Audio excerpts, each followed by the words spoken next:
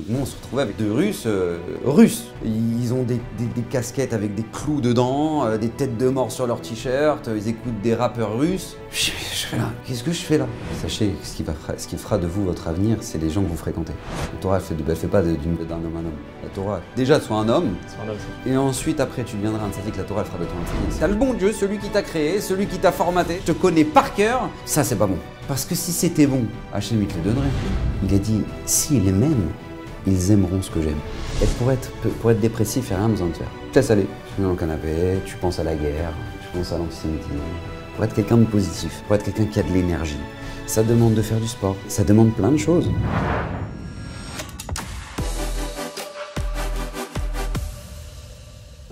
Bonjour Rav Gobert. Bonjour. Merci d'avoir répondu à mon invitation et de pouvoir venir partager ce moment avec nous. C'est un honneur pour nous, un plaisir de vous avoir ici. Comment vous expliquez votre réussite aujourd'hui? Comment c'est que des jeunes sont intéressés par vous, un rabbin? Il y a énormément de choix sur les réseaux sociaux. Il y a énormément de gens peut-être qui auraient pu penser qu'ils sont plus intéressants. Et quand même, on voit que énormément de gens vous écoutent. Alors, Shalom Ayaka. Tout d'abord, je voudrais te féliciter. Bravo pour l'organisation, bravo pour tous les efforts que tu fais et que tu fournis pour Bezrat Hashem monter toutes ces vidéos-là, pour être Mezaké le Rabbim, pour renforcer le Tzibour, pour renforcer l'Assemblée. C'est tellement important, Baruch Hashem. Que la Kavod Hashem te donne beaucoup de kochot. Amen.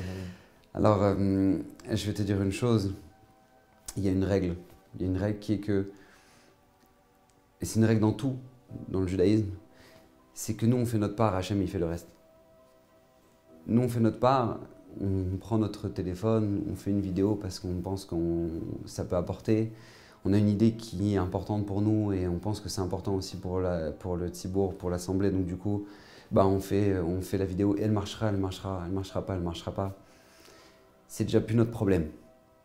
Moi, je fonctionne toujours avec ce principe-là qui est que le résultat, c'est pas dans nos mains. Hachem, il nous demande de faire cette part-là, Hachem, il fait le reste. Comme lorsque Moshe Rabbeinu a voulu construire le Mishkan, il a dit à Hachem, mais comment je vais construire le Mishkan?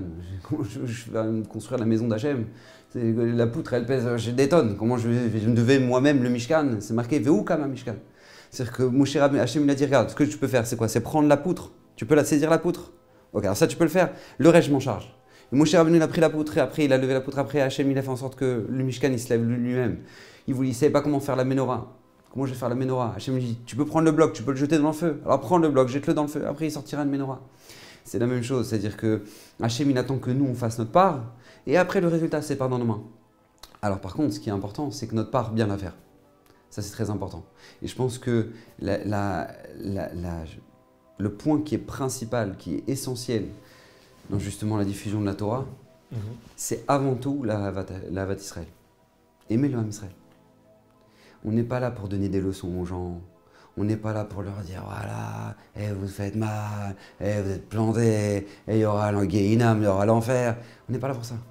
On est là, on doit considérer chaque juif comme notre frère, comme notre sœur, comme ceux qu'on aime. C'est notre peuple, c'est nos frères, c'est nos sœurs. Et ça, c'est quelque chose qui est très important. Moi, je me rappelle, Rav Kaplan, il nous avait appris à la Yeshiva, il nous avait dit, tous les grands rabbinim qui ont été à la tête de chaque génération, ils n'ont pas été, Hachem ne les a pas mis à cette place-là parce qu'ils étaient juste grands en Torah. Il y a des gens qui sont plus grands qu'eux en Torah, comme ça il nous a dit. Il y a des gens qui sont plus grands qu'eux en Torah. Mais pourquoi c'est pas eux la tête de la génération? Parce que Hachem choisit ceux qui sont à la tête de la génération parce que, en fonction de l'amour qu'ils ont pour le Ham Israël. Comme ça il nous avait dit. C'est l'amour qu'ils ont pour le Ham Israël. Qu'on parte de Raphaël Kanievski ou Rabbi Lubavitch ou peu importe, c'est des gens, parce que c'est l'amour qu'on a pour le Ham Israël qui est la clé principale et je pense que... Je comprends, en fait, quand vous partagez votre message, en fait, c'est votre travail personnel, c'est vos efforts personnels, après vous le mettez à la portée du public, après c'est Hachem qui fait le reste. Alors ça c'est mon Rav il m'a toujours dit, n'oublie jamais Shimon, mon Rav Rel Khalan Kon, qu'Hachem le garde en bonne santé tous les jours de sa vie, Bezrat Hashem. Moi, il m'a toujours dit, sache une chose, c'est quand tu parles d'abord à toi. Et ensuite, tu parleras aux gens. Mais d'abord, ta conférence, tu l'as fait pour toi. D'abord, cette vidéo, tu l'as fait pour toi. C'est un moment que toi, ça t'a touché, c'est un moment que toi, tu as vécu, c'est un moment sur lequel tu as une épreuve. Ouais. Donc, tu fais d'abord ce travail-là sur toi et ensuite, tu en parles aux gens. Mais ça, c'est quelque chose qui est vraiment, vraiment important. Parce que sinon, on peut très vite se perdre et se dire je suis là pour donner des leçons aux gens, mais moi, je suis impeccable, alors que c'est faux. Alors, ouais, justement, on reviendra sur ça après. Donc, en fait, c'est ce émettre que vous demandez à vous. Et après, ça va être le message après que vous allez transmettre. Et peut-être aussi, c'est ce que les jeunes ils remarquent. Ça, c'est moi qui peux le dire. C'est quand vous parlez avec cette sincérité, cette vérité, vous n'êtes pas là en train de… Ça, je peux le témoigner moi. On ne voit pas ici une grande personne qui veut se prendre pour quelqu'un. C'est vraiment, on voit ce vrai message de Torah qui sort et peut-être c'est ça qui les attrape. Alors, j'ai plusieurs questions à vous poser, mais avant de rentrer dans cette discussion, j'aimerais déjà revenir un peu à votre histoire à vous personnelle. On vous connaît aujourd'hui en tant que Rav. Est-ce que vous avez toujours grandi dedans ou peut-être vous êtes venu à ça comment vous êtes venu à devenir Rav Gobert? Alors c'est assez intéressant parce que moi, je viens d'une famille qui est traditionnaliste. Mes parents sont traditionnalistes. Maintenant, et avec le temps, Baruch Hashem, avec le temps, ils sont devenus traditionnalistes plus. Et Baruch Hashem, doucement, doucement. Et ils nous ont toujours inculqué des valeurs qui sont… Mon père comme ma mère nous ont toujours inculqué des valeurs qui sont le respect. C'est-à-dire que moi, quand mes parents ont commencé à se renforcer, à faire Shabbat, et qu'on a commencé à connaître Vous Shabbat… avez quel âge à ce moment-là? Je devais avoir 8, 9, 10, je crois, quelque chose comme ça. Je ne me rappelle plus exactement. Mais… À peu près. Ouais. Donc quand ils ont commencé à faire Shabbat et qu'ils ont pris un appartement, parce qu'on était loin de la synagogue, donc ils ont pris un appartement proche de la synagogue pour plus qu'on prenne la voiture Shabbat. Et que du coup, comme on devenait un petit peu les religieux de la synagogue, parce qu'ils nous voyaient en train de louer un appartement pour un jour par semaine. Wow. Mes parents louaient un appartement pour un jour par semaine. Et où on était là, le Shabbat, on arrivait avec toutes les casseroles, tous les trucs, c'était incroyable. Et j'ai toujours vu chez mes parents l'Arnasat Torim. Mes parents, les tables de Shabbat, c'était jamais seul. On avait toujours des gens, des étudiants qui étaient à la synagogue, qui étaient venus, mais qui n'avaient pas où manger. Donc on a connu énormément d'étudiants comme ça. Mes parents nous ont toujours appris beaucoup de la valeur des choses, la valeur du respect des gens, ne pas juger les gens. Ça, c'est quelque chose qui a toujours été très important. J'ai toujours vu chez mes parents le respect de ceux que maintenant, j'ai vu des gens, mais des pauvres, mais des pauvres que personne ne voulait inviter. La personne, je me rappelle, sentait très fort. Il ne s'était pas douché depuis un mois, je crois. C'est des gens mais mes parents l'invitaient à table. Et nous, on était un peu gênés, etc. Mais maintenant que je prends un peu de recul, je me dis, mais c'est tellement génial d'avoir fait ça. D'avoir appris à ses enfants qu'on aime chacun, qu'on respecte chacun. Et que si tu peux voir une personne qui peut-être ça fait un mois qu'il ne s'est pas douché, ça fait peut-être des semaines qu'il traîne comme ça, alors qu'en fait, cette personne-là, si tu avais vécu son enfance, mais tu irais l'embrasser, tellement tu serais admiratif de ce qu'il est avec ce qu'il a vécu. C'est déjà un miracle. Donc on a grandi dans cette ambiance-là, même si nos parents ne nous le disaient pas forcément. Ils ne parlaient pas forcément de ça, mais on le ressentait. C'est un ressenti général qu'il y avait dans la maison. Ça, c'est la vraie éducation, non? Pour moi, c'est la vraie éducation. C'est la vraie éducation. L'éducation des valeurs qui sont le respect, l'éducation des… Tellement de gens essaient d'inculquer des valeurs, mais dans la même discussion, ils disent « Ouais, lui, c'est très bien, hein, on sait très bien, Tata Marcel, comment elle est ?» C'est des choses que nous, on n'a jamais entendues dans notre maison. Mes parents, de nature, on n'a jamais entendu du mépris des gens. C'était pas la parce qu'en fait, pour être un bon parent, il y a besoin de connaître énormément ou pour moi, pour être un bon parent, il y a besoin, oui, bien sûr, bien évidemment, de savoir les valeurs juives, ça, c'est certain. Mais ce que nos enfants ils vont plus retenir quand ils vont grandir, c'est ce qu'on leur a dit, c'est les messages, c'est nos discussions, c'est plutôt la personne qu'on était. C'est d'abord la personne qu'on est. J'avais entendu Rav Levinstein, il avait dit quelque chose d'extraordinaire. Il a dit, tu sais, tu peux faire de la yeshiva. Et puis d'avoir fait des sougiotes dans Gittin, dans Baba Kama, dans Baba Metsia, des Rabbi Akiva Eger absolument incroyables. Le Rosh Yeshiva, hein, il t'a fait un shiur phénoménal, incroyable. Maintenant, 10 ans après, tu es au Kollel. Tu te rappelles du Rabbi Akiva Eger que tu avais fait dans Baba Kama? Non, moi honnêtement, je ne m'en rappelle pas. Mais si on te dit, tu te rappelles du Rosh Yeshiva? Oui, ça, on s'en rappelle. On se rappelle du Rosh Yeshiva. Quel caractère c'était? On se rappelle du Rosh Yeshiva parce qu'on se rappelle de la personne. On se rappelle de la personne, même si on ne se rappelle pas de son shiur, on se rappellera toujours de la personne. C'est la même chose dans la maison. Rav Steinman disait, la base de l'éducation, c'est la modestie. La modestie.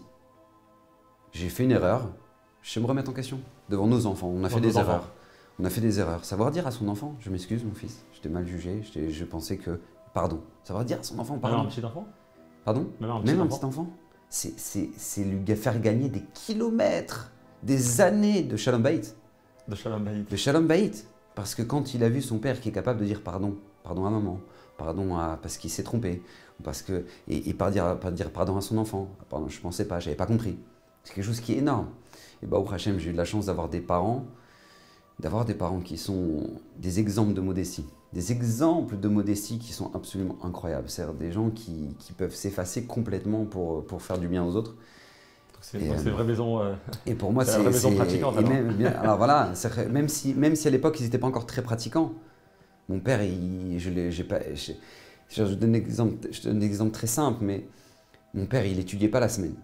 En tout cas, je ne l'ai pas vu étudier la semaine, je ne le voyais pas étudier la semaine quand il commençait à avancer dans sa Torah, etc. Mais par contre, j'ai une image de lui que le Shabbat, il avait le Rav de Eli Munk, le livre du Rav Eli Munk.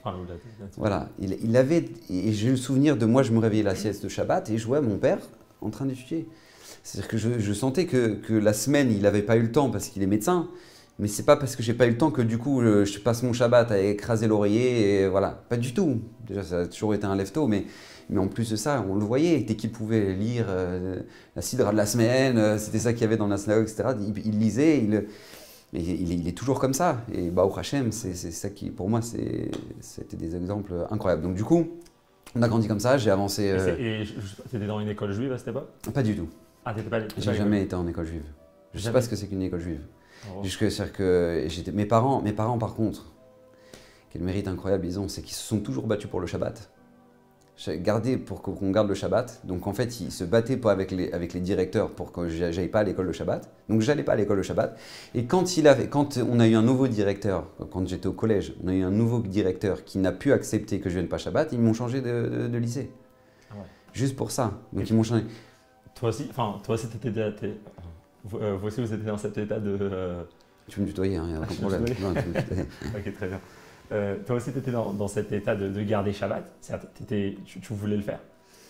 À cet âge-là, tu ne te poses pas trop la question. Non, justement, c'est difficile. Tu as un enfant juif dans une école non juive. À 13 ans, d'être différent que tout le monde dans la même classe, surtout à cet âge-là, c'est très dur, non? C'est vrai. Mais déjà, il faut savoir qu'il n'y avait pas l'antisémitisme qu'il y avait aujourd'hui. C'était à Paris? Non, c'était dans le nord de la France. Dans le nord de la France. C'était dans le nord de la France. Donc du coup, il n'y avait pas l'antisémitisme qu'il y avait aujourd'hui. Et le fait d'être différent, c'est-à-dire, toi, tu t'es jamais posé la question, peut-être j'arrête de faire Shabbat? Non, au contraire, je sais pas comment expliquer que naturellement, je me suis jamais senti lié au goïm qui m'entourait. Je sais pas, jusqu'à aujourd'hui, je sais pas comment me l'expliquer, mais je sentais toujours que j'avais cette différence et qu'il fallait que je la garde. J'ai jamais eu J'imagine pareil par rapport pour manger cachère et tout. Oui, j'ai jamais été voir mes parents en leur disant pourquoi on se galère, pourquoi je suis pas comme les autres. Je comprenais naturellement qu'on n'était pas comme les autres et je comprenais que c'était quelque chose d'important. L'expliquer, je sais pas pourquoi, mais je sentais que c'était quelque chose d'important. Je sentais que c'était normal. C'est normal, je n'avais pas le Shabbat et je devais ramener un mot et chaque dimanche, il faisait exprès dans le directeur qu'il fallait que je ramène un mot d'absence et je ramenais mon mot d'absence. J'en avais même plus dans le carnet. De quoi? C'était quoi la raison d'absence? C'était raison familiale. La raison familiale, ouais, c'était ce que les gens se rassemblent en raison familiale. Donc voilà, et à chaque fois, il fallait que je vienne tous les dimanches. Il savait très bien, mon proviseur, qu'il fallait. Mais je devais venir tous les dimanches et ramener le papier, schmett, comme on dit chez nous. et donc du coup, qu'est-ce qui se passe? Et on le faisait. Et un jour, ils ont pu accepter. J'ai changé d'établissement. Et ensuite, mes parents ont décidé d'aller s'installer dans le sud. Donc on s'est installé dans le sud de la France. Et là, j'ai fait 1 an au lycée. Mais j'ai redoublé. Ça s'est très mal passé parce que j'avais un problème d'intégration, etc. Et donc du coup, ma mère, elle voyait que j'étais pas dans mon élément. Elle sentait, ma mère, elle a senti, c'est la bina de la maman, elle sentait que j'étais pas dans mon élément. Elle sentait que je te sens pas. Pourtant, ils avaient tout fait pour que je sois bien. C'est-à-dire que j'avais un bon lycée, c'était un lycée privé, c'était avec vraiment les blonds. J'avais pas de problème d'insultes, de délinquance, ça n'existait pas. J'étais vraiment dans un cocon. Mais elle sentait que j'étais pas dans mon élément. Elle sentait que dans ma scolarité, je n'étais pas bien. Elle m'a dit, tu veux pas partir en Israël? J'ai entendu. T'as quel âge? J'étais à l'époque de la seconde, donc j'étais 15-16 ans, je crois. Et elle me dit, tu veux pas partir en Israël? Il y a un lycée français en Israël, si tu veux, je t'envoie là-bas. Et on avait des amis qui étaient là-bas en Israël. Elle me dit, si tu veux, tu peux faire ton lycée là-bas, peut-être que tu seras plus épanoui. J'ai dit, ok. J'ai dit, pourquoi pas, je vais tester. Et donc je suis parti en fait en Israël, dans un lycée, pour faire ma première terminale.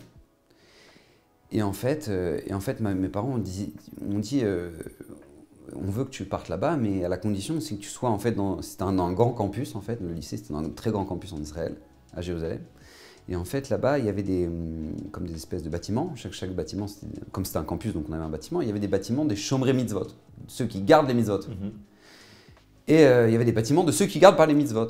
Donc c'était quoi la différence entre les deux? C'est que Shomrei Mitzvot, il devait être à la tefila tous les matins, il devait faire Shabbat, il devait être là pour les repas de Shabbat. Bref, je me souviens plus, il y avait un nombre de critères, je sais pas quoi. Moi je dis non.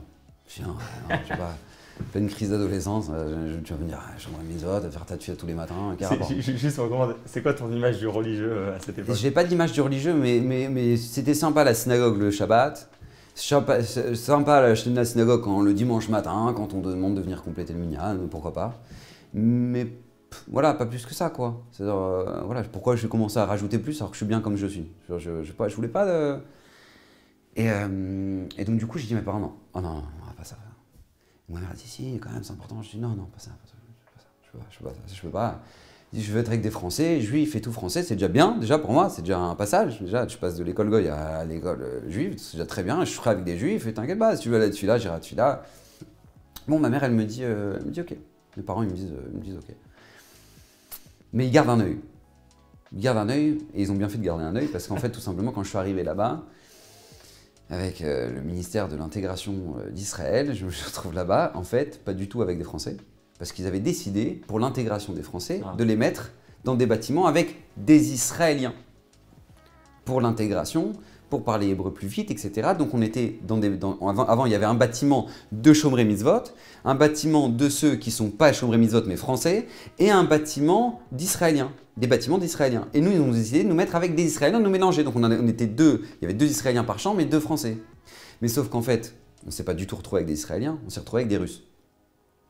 Parce qu'en fait, ce lycée-là faisait venir... Alors, l'Alia russe, il faut savoir qu'en Israël, c'est plus de 80% des goïms. Okay. Donc, nous, on se retrouvait avec 2 goïms, en fait, dans la chambre. Mais 2 goïms, c'est-à-dire 2 Russes, russes. Pas à moitié. Ils ne parlent pas un mot d'hébreu. Ils ont des casquettes avec des clous dedans, des têtes de mort sur leurs t-shirts. Ils écoutent des rappeurs russes. Je fais là, qu'est-ce que je fais là? Genre, j'avais peur de mettre mes affaires de ma valise, de les mettre dans l'armoire. Je me dis, qu'est-ce qui va m'arriver cette nuit? Je voulais même pas aller me doucher. J'avais très peur. Donc je me suis retrouvé là-bas, j'appelle ma mère en panique. Je me dis, c'est maman, où est-ce que je me retrouve? C'est quoi ce truc? Et au Hachem, très rapidement, je me suis retrouvé en fait, donc, contre mon gré, en fait, dans le bâtiment des Shomrei Mitzvot, parce que c'était le seul bâtiment où il y avait que des Français qui étaient gardés entre eux. Voilà. Donc je me suis retrouvé là-bas chez Shomrei Mitzvot et là-bas au Hachem, j'étais très heureux, j'étais très content. En fait, j'avais mis à la tefila tous les matins, etc. Et en fait, vers la première... T'es peur. Enfin, juste intéressant de savoir, dans ta tête, tu commences à changer à ce moment-là? Dans ta façon de voir le monde de la Torah et des mitzvot? Non, c'est pas à ce moment-là que j'ai changé, c'est quand j'ai rencontré des gens très particuliers. Je le dis toujours aux gens, et je le dis à mes enfants moi-même. Je leur dis, sachez, ce qui fera de vous votre avenir, c'est les gens que vous fréquentez. Parce que moi, j'étais dans le bâtiment des Shomrei Mitzvot et il y a eu des gens qui, à la fin, quand ils ont fini leur terminale et ils ont eu leur bac comme moi, ils ont eu le même choix. Qu'est-ce qu'ils allaient faire après? Mais ce qui a décidé leur choix, c'est pas ce qu'eux ont décidé, c'est les fréquentations qu'ils avaient. Et donc, du coup, moi, j'ai eu la chance de rencontrer des gens extraordinaires. Un ami, Rav, maintenant c'est un Rav. Et Michael, c'est un homme incroyable qui était avec moi et qui en fait, lui, il était en terminale, moi j'étais en seconde, et il me parlait un peu du judaïsme, et je me rappelle, on était allongés sur l'herbe, on regardait les étoiles, et puis il me disait, te rends compte un peu, regarde la magnifique, regarde comme ce monde est beau. Je crois que c'est fait tout seul. Des choses tout ça, comme ça, on discutait comme ça, et puis je réfléchissais à ce qu'il me dit. Je réfléchissais, mais c'est vrai, c'est quoi ce truc? J'ai jamais réfléchi qu'Hachem, il est là. Puis regarde, tu as un endroit ici, c'est au calme, parle avec Hachem. Parle avec Hachem. Tu viens le soir, tu voyais tout Yerushalayim, c'était une vue de malade. Parle avec Hachem. Et je venais le soir, je parlais avec Hachem. Et pour moi, c'était innovant, quoi. C'était un truc incroyable. Et puis, la première, en fait, on avait un madrich là-bas, quelqu'un qui dirigeait notre bâtiment, qui était une merveille. Il s'appelait Eliezer, il s'appelle Eliezer, c'est un homme incroyable, Eliezer Hadjedj, et par qui je dois beaucoup dans ma vie. Et lui, il nous faisait des ambiances vendredi soir, il nous rassemblait chez lui le vendredi soir, après qu'on ait mangé à la cantine, quoi. Il nous ramenait chez lui dans sa maison, et puis il nous faisait des petites pépites, et il nous parlait il nous faisait des cours de Torah, des trucs tout simples, mais on était tous là, on était écoutés, on était assoiffés, c'était incroyable, on était assoiffés. On aimait l'ambiance, un petit thé, un petit truc, c'était vraiment très sympa. Et Shabbat après-midi, il faisait la même chose, et doucement, il nous a renforcés, Il nous donnait envie, il nous donnait l'amour de la Torah. C'était quelque chose d'incroyable. Et c'était très dur, parce que c'était un endroit de tentation, c'était terrible, un endroit de tentation terrible. Voilà.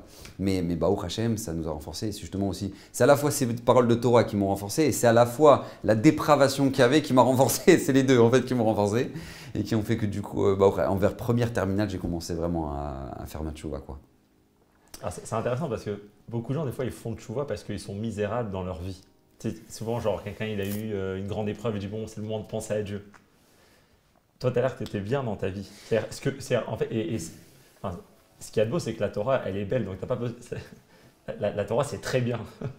Tu n'as pas besoin d'être misérable dans ta vie pour trouver la Torah. Tu peux être bien, mais monter enfin, rentrer dans un nouveau monde qui est encore meilleur. Bien sûr. Et ça a l'air que c'est ce que tu es en train de voir ou... En fait, le principe, il est vrai. Ce que tu dis, c'est exact. C'est-à-dire qu'en fait, Akadosh Baruch Hu, il donne la Torah aux hommes. Mais il faut que tu sois un homme déjà, sois un homme. Et ensuite, Hachem, il te donnera, il te fera de toi un ange. C'est-à-dire, il fera de toi un tzaddik. C'est le programme de la Torah. Les gens, ils espèrent que la Torah va faire de eux des hommes. La Torah, elle fait pas d'un homme un homme. La Torah, déjà, sois un homme. Et ensuite, après, tu deviendras un tzaddik. La Torah, elle fera de toi un tzaddik. C'est quelque chose qui est fondamental. Donc c'est vrai. Mais qu'on le veuille ou non, Hachem, il va nous mettre dans des situations dans notre vie où il va nous faire ressentir qu'il y a un moment où on a besoin de spiritualité. C'est vrai que la Torah, Staline, il disait la religion, c'est l'opium du peuple. Comme ça, il disait Staline. Mais en fait, c'est faux. Parce qu'en fait, Hachem crée un système. Et Hachem a créé le monde de telle sorte que l'homme est dépendant de Dieu. Il y a forcément un moment où l'être humain va devoir se lier au divin. Parce que le monde a été conçu de la sorte. Le monde a été conçu de la sorte. Et chacun... Maintenant, est-ce que les gens vont étouffer ça? Ils vont dire, pas besoin, ça c'est de la blague, c'est truc, comme Staline l'a fait. Ou est-ce qu'on va avoir l'honnêteté de dire, c'est vrai, le poids de la vie est bien trop lourd pour être supporté seul. Si on n'a personne avec nous, ce sera trop compliqué. Et donc du coup, qu'est-ce qui se passe? Moi, je ressentais ça. Je veux dire une chose, quand tu es seul, tu es en Israël, tu as fait ton alia, tu es tout seul, tu n'as pas tes parents avec toi, tu n'as pas ta famille, tes frères et sœurs avec toi. Le seul moyen que tu as pour les appeler, c'est des cartes. Et que Zichronam Livracha, mais les cartes, tu mettais dans le distributeur, tu voyais les minutes qui passaient. C'est-à-dire, tu savais que tu avais très peu de temps pour parler. Donc tu es beaucoup face à toi-même. Cette remise en question-là, elle est très grande. Elle est à double tranchant. Hein. Je ne dis pas qu'il faut faire ça avec ses enfants. Parce qu'elle est vraiment à double tranchant. Parce que j'aurais pu partir dans le décor complètement. Mais Baruch Hashem, et je pense que les tfilotes de mes parents ont fait que Baruch Hashem, je me suis lié aux bonnes personnes et tout ce qu'ils m'ont inculqué comme valeur a fait en sorte que maintenant, Baruch Hashem, je me suis lié aux bonnes personnes. Mais je suis un miraculé. Je reconnais, oui, je suis un miraculé. De tous ceux qui étaient avec moi au lycée, je suis un miraculé. Mais pourquoi je dis ça? Parce qu'il y a eu un moment où oui, j'ai eu ce manque. Il y a eu un moment où oui, je cherchais. Il y a eu un moment où tu as cette remise en question. Tu te dis, je suis en Israël. Pourquoi je suis en Israël? Qu'est-ce que je fais là, moi, maintenant? Et je parle même pas l'hébreu. Et comment je vais parler? Où je vais faire ma vie? Je vais faire en France, je retourne en France, je vais en Israël. Tu as une vraie remise en question. Donc là, dans tout ça, c'est qu'est-ce qu'on attend de moi dans ma vie?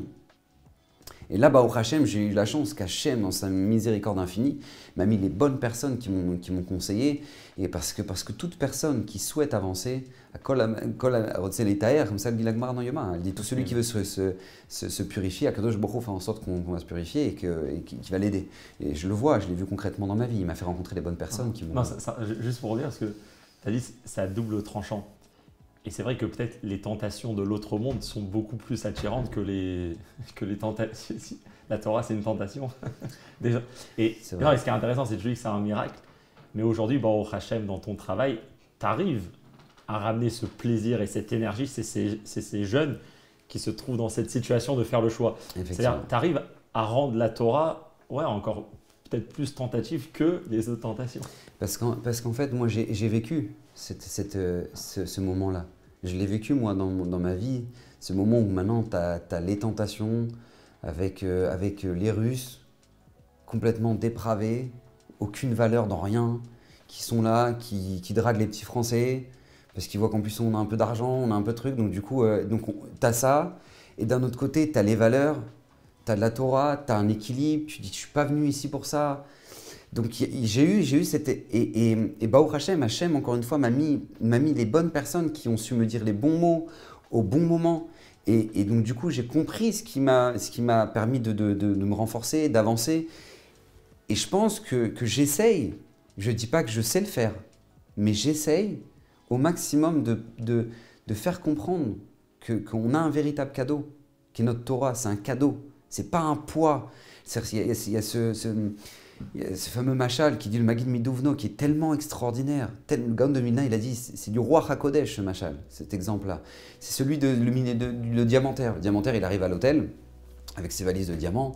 Et puis bon, il est connu, c'est un gros client de l'hôtel. Donc il dit regardez, j'ai un rendez-vous, je reviens dans ma chambre à 10h, ramenez-moi mes attachés caisses dans ma chambre. Pas de problème. Donc lui, il revient de son rendez-vous, on toque à sa porte. Bonjour, on vous ramène votre attaché-caisse. Mais au moment où on lui ramène l'attaché-caisse dans sa chambre, on lui met comme ça. Il voit celui de l'hôtel, comme ça, l'hôtelier, il dit tenez, c'est votre valise. Alors il dit regardez, j'ai pas besoin de l'ouvrir, je sais que c'est pas la mienne. C'est votre attaché-caisse, monsieur Cohen, c'est à vous. Il dit non, la manière avec laquelle vous l'avez porté, je sais que c'est pas. Moi, j'ai des diamants dedans, c'est léger. Quand j'ai vu que vous l'avez porté comme ça, c'est lourd, c'est que c'est pas mon attaché-caisse.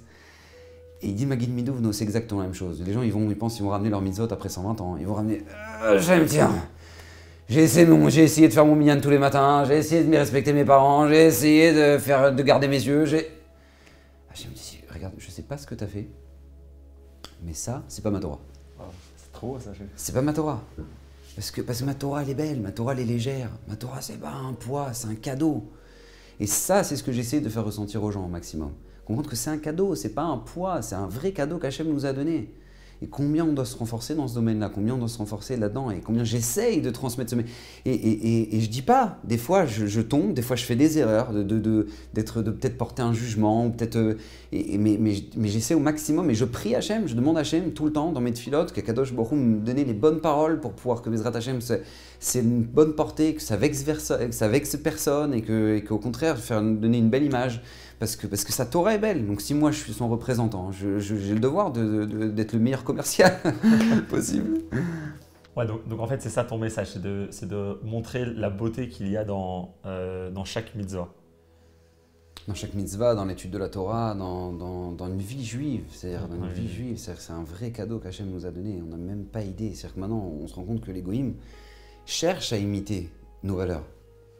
C'est-à-dire que moi une fois j'étais dans le TGV. Et il y avait quelqu'un de non-juif, un goy qui était assis en face de moi. Et donc c'était avant que le TGV parte, il dit oui François, alors voilà je pars ce week-end en week-end zen. Et donc il parle avec lui, etc. Et moi je suis dans les carrés TGV, tu sais, je suis juste en face de lui en fait. Donc il dit ah bon François écoute le TGV il part, on se rappelle. Il raccroche. Et moi je suis en face de lui, je lui dis excusez-moi monsieur, je n'écoute pas vos discussions, hein. C'est juste que les bons plans, il faut les connaître, quoi. C'est quoi un week-end zen? C'est quoi un week-end zen? Et il m'explique, il dit, ah monsieur le rabbin, je vais vous expliquer c'est quoi un week-end zen, très simple. Il dit, c'est qu'en fait, on va dans un endroit, hôtel, Thalasso, etc., mais on laisse notre téléphone à l'entrée et on le récupère à la sortie. Week-end zen, c'est week-end sans téléphone. C'est-à-dire que là, je me suis dit, mais c'est incroyable. C'est-à-dire, nous, il y a 3000 ans, Hachem nous a donné week-end zen. 3000 ans, Hachem nous a donné la Torah Kdosha, où la Torah est venue te dire t'as pas le droit. Pourquoi Mais quel cadeau Hachem nous a fait? Parce qu'on s'arrêterait jamais. On serait dans une vie de fou. Mais quel cadeau Hachem nous a fait? Tu t'arrêtes, arrête-toi. Prends du recul. Ouais, prends du... Et donc en fait, c'est pas une restriction alors. Quand bien au contraire. Ne travaille pas Shabbat. C'est soit avec toi-même Shabbat, donc arrête de travailler pour être lié à ta personne intérieure. Bien sûr, connexion avec nous-mêmes, connexion avec le divin. C'est incroyable de voir que... Je parlais avec Jérémy Bérébi dernièrement, il me disait, mais tu te rends pas compte, dans la Silicon Valley, c'est devenu une mode. Chez les millionnaires, les milliardaires, ils se font des week-ends zen. Les week-ends zen, c'est quoi? C'est t'es connecté, t'es dans un endroit où ça capte pas, t'as zéro truc, ils sont là et ils se parlent et ils sont avec leurs enfants. C'est devenu à la mode. Tellement c'est... Et nous, Hachem, il nous a fait ça, il y a 3000 ans, il nous a dit ça. Ce qui est le cadeau. Mais et dans tous les domaines, comme ça, c'est comme ça. Moi, mon père, il est médecin. Mon père, il est médecin. On ne mélange pas le lait et la viande. C'est de l'halakha. On mélange pas, la Torah nous dit, on ne mélange pas le lait et la viande. Mon père, il me dit, mais moi, je soigne des gens. Je vois dans les résultats sanguins. Je leur dis de ne pas mélanger le lait et la viande. C'est pas bon pour eux, c'est pas bon pour la santé. Et je sais quand ils m'ont écouté, quand ils m'ont pas écouté. Je le vois dans les résultats sanguins, m'a dit mon père. Je le vois dans leurs résultats, je vois quand ils ont... Quand tu vois des choses comme ça, tu te dis c'est incroyable. C'est Hachem qui peut nous dire un truc comme ça. Et donc du coup, c'est voilà, c'est vraiment... C'est pas mon message. Non, mais c'est le message de la Torah. Maintenant, est-ce que maintenant... les gens savent plus ou moins le faire passer, c'est un autre problème. Ah non, parce que souvent, même moi personnellement, hein, souvent, toujours quand on va dire les mitzvot, tu sais, on dit les mitzvot négatives, les 365 mitzvot négatives. Et donc souvent, ça va être négatif. Mais en fait, l'idée, c'est pas de s'arrêter à là. Il faut comprendre que tout ça, c'est juste pour permettre à la personne d'être bien attachée à soi-même, attachée à Hachem. Structuré. Donc on a besoin d'être structuré. Bien sûr. Mais c'est pas enfin, des fois, en fait, on se focalise trop sur l'interdit de la mitzvah. Tu vois. Et des fois, c'est l'éducation qu'on peut recevoir, ou même c'est l'éducation qu'on peut transmettre. On va, ne fais pas ça, ne fais pas ça, ne fais pas ça. Ouais, mais tout ce ne fais pas ça, c'est pour te permettre de faire. Exactement. Mais c'est-à-dire qu'encore une fois, après, c'est comment on transmet le message. Même les goïms le savent très bien, que si tu veux détruire ton enfant, tu lui donnes aucune limite.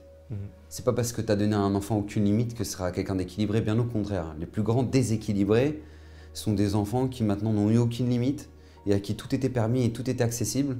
Et ils ont été complètement détruits parce qu'ils cherchaient des extrêmes, ils ont été très très loin au point de se droguer, au point d'arriver à des choses qui sont... Parce qu'ils n'ont pas eu de limite, parce qu'on ne leur a pas mis de limite. Et la Torah nous dit, je ne viens pas t'éduquer, je viens de te donner des limites divines pour être sûr que ta vie elle soit réussie. Quel cadeau c'est! T'as le bon Dieu, celui qui t'a créé, celui qui t'a formaté, celui qui t'a fait, lui il te dit, je te connais par cœur, je sais ce qui est bon pour toi, ce qui n'est pas bon. Ça, c'est pas bon. Parce que si c'était bon, Hachem, il te le donnerait. Hachem, il est sans fin. Il a un problème, Hachem, de te donner... Hachem, il est open bar, il peut tout donner. Il peut tout ouvrir, le Shefa, le truc. Les milliards que Bill Gates il a et que Elon Musk il a, c'est Hachem qui lui a donné. C'est pas Elon Musk qui l'a gagné, c'est Hachem qui lui a donné. Hachem, il n'a pas de problème. Hachem, il donne ce qu'il veut. Mais s'il te donne pas, et s'il te dit ça, non, c'est parce que c'est pas bon pour nous. Et ça, c'est un switch à faire dans notre tête. Parce que c'est vrai que le cliché, il est souvent... c'est interdit, c'est assourd. C'est assourd. Et combien c'est dommage. Alors, pour revenir à ton histoire, tu es dans cette école en Israël. Et après, tu fais quoi? Tu termines l'école, tu as ton bac? Enfin, non, je plaisante. Donc alors, à l'époque, j'avais pas pris la nationalité israélienne. Pourquoi? Parce que je ne savais pas où est-ce que j'allais, je ne savais pas ce que je voulais faire. Donc moi, j'avais le choix, ou faire l'armée, ou partir en yeshiva, mais j'avais le choix des deux. C'est pas que j'étais obligé à cause de ma nationalité de faire l'armée ou quoi que ce soit, j'avais vraiment le choix de faire les deux. Donc j'ai décidé, grâce à mon madrir qui était là-bas, Eliezer, il m'a dit, si tu es sérieux, il m'a dit comme ça, quand j'ai commencé à me renforcer dans ma tchouva, il m'a dit, si tu es sérieux, je t'enverrai dans une très bonne yeshiva dans laquelle j'ai été. Et la yeshiva de Keter Shlomo à Bnei Brak, de Rav Samuel. Et donc du coup, j'ai voulu être sérieux. Et en plus, c'est les anciens qui m'ont renforcé, justement avec qui j'ai beaucoup avancé dans mon lycée. Eux sont partis aussi, ils les avaient déjà envoyés là-bas à Keter. Donc j'allais faire des Shabbatot à Bnei Brak. Et je trouvais ça merveilleux, je trouvais ça extraordinaire. J'attendais qu'une seule chose, c'est d'aller à la yeshiva. Et je voulais tout arrêter dans mon étude. Je voulais rien faire du tout. Je voulais plus faire de bac. Ça me saoulait d'apprendre Proust et trucs. Je voulais plus du tout. J'étais devenu allergique à ça. Et je vais voir Rav Samuel et je lui dis, Rav, je veux tout arrêter, je veux venir à la yeshiva. Je ne veux plus faire mon bac, ça n'a aucun intérêt pour moi. Pour moi, c'est ça le Emet, c'est ça la vérité, c'est la Torah. Et Rav Samuel, il m'a dit un conseil de génie. Il m'a dit, je t'interdis de venir à la yeshiva si tu n'as pas ton bac. Tant que tu n'as pas ton bac, tu ne viens pas à la yeshiva.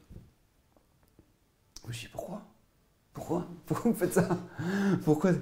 Il m'a dit, parce que c'est très simple. Moi, je viens d'une famille de médecins. Mais ils sont tous dans la médecine, mes frères et sœurs. Et il m'a dit, je veux pas qu'aux yeux de tes parents, la yeshiva, c'était parce que, voilà, t'as pas eu le choix, de toute façon, il a pas eu son bac, qu'est-ce que tu veux qu'il fasse, hein? Il peut faire autre chose que la yeshiva. Non. Je veux pas que ce soit comme ça. Je veux que tu aies ton bac et que tu peux faire autre chose, mais que tu as décidé malgré tout d'aller à la yeshiva. Et que tu montres à travers ça que c'est un choix personnel. C'est pas par dépit que tu as fait ça. C'est parce que c'est un vrai choix personnel. Et mon père, il nous a toujours, nous quatre, il nous a élevés bac S, bac scientifique. On a tous le bac scientifique, c'est comme ça. Et donc du coup, qu'est-ce qui s'est passé? Je rentre de Bnei Brak à mon lycée. Vraiment, j'étais pas bien du tout, quoi. Et là, mon madrich Eliezer, il me voit, il me dit, qu'est-ce que t'as? Je dis, bah voilà, je vais devoir faire ma terminale et devoir faire mon bac et réussir mon bac. Et voilà, j'ai pas envie, j'ai envie de partir à l'Yeshiva. Il me dit, mais tu te rends pas compte? Et là, écoute bien la phrase qu'il m'a dit. Une phrase extraordinaire qui m'a transformé ma vie. Mon madrich m'a dit, Eliezer, il m'a dit, tu te rends pas compte qu'en fait, là, Rav Samuel, en te disant ça, il a fait en sorte que chaque fois que tu ouvres un anabak, tu fais une mitzvah d'oraïta, une mitzvah de la Torah. Parce que c'est grâce à ça que tu iras à la yeshiva. Donc chaque fois que tu étudies, tu te renforces pour avoir ton bac, c'est une mitzvah pour que tu puisses aller à la yeshiva. Quand il m'a dit ça, ça m'a donné une motivation incroyable pour avoir mon bac, pour réussir mon bac. Et bah, au Hachem, j'ai eu mon bac.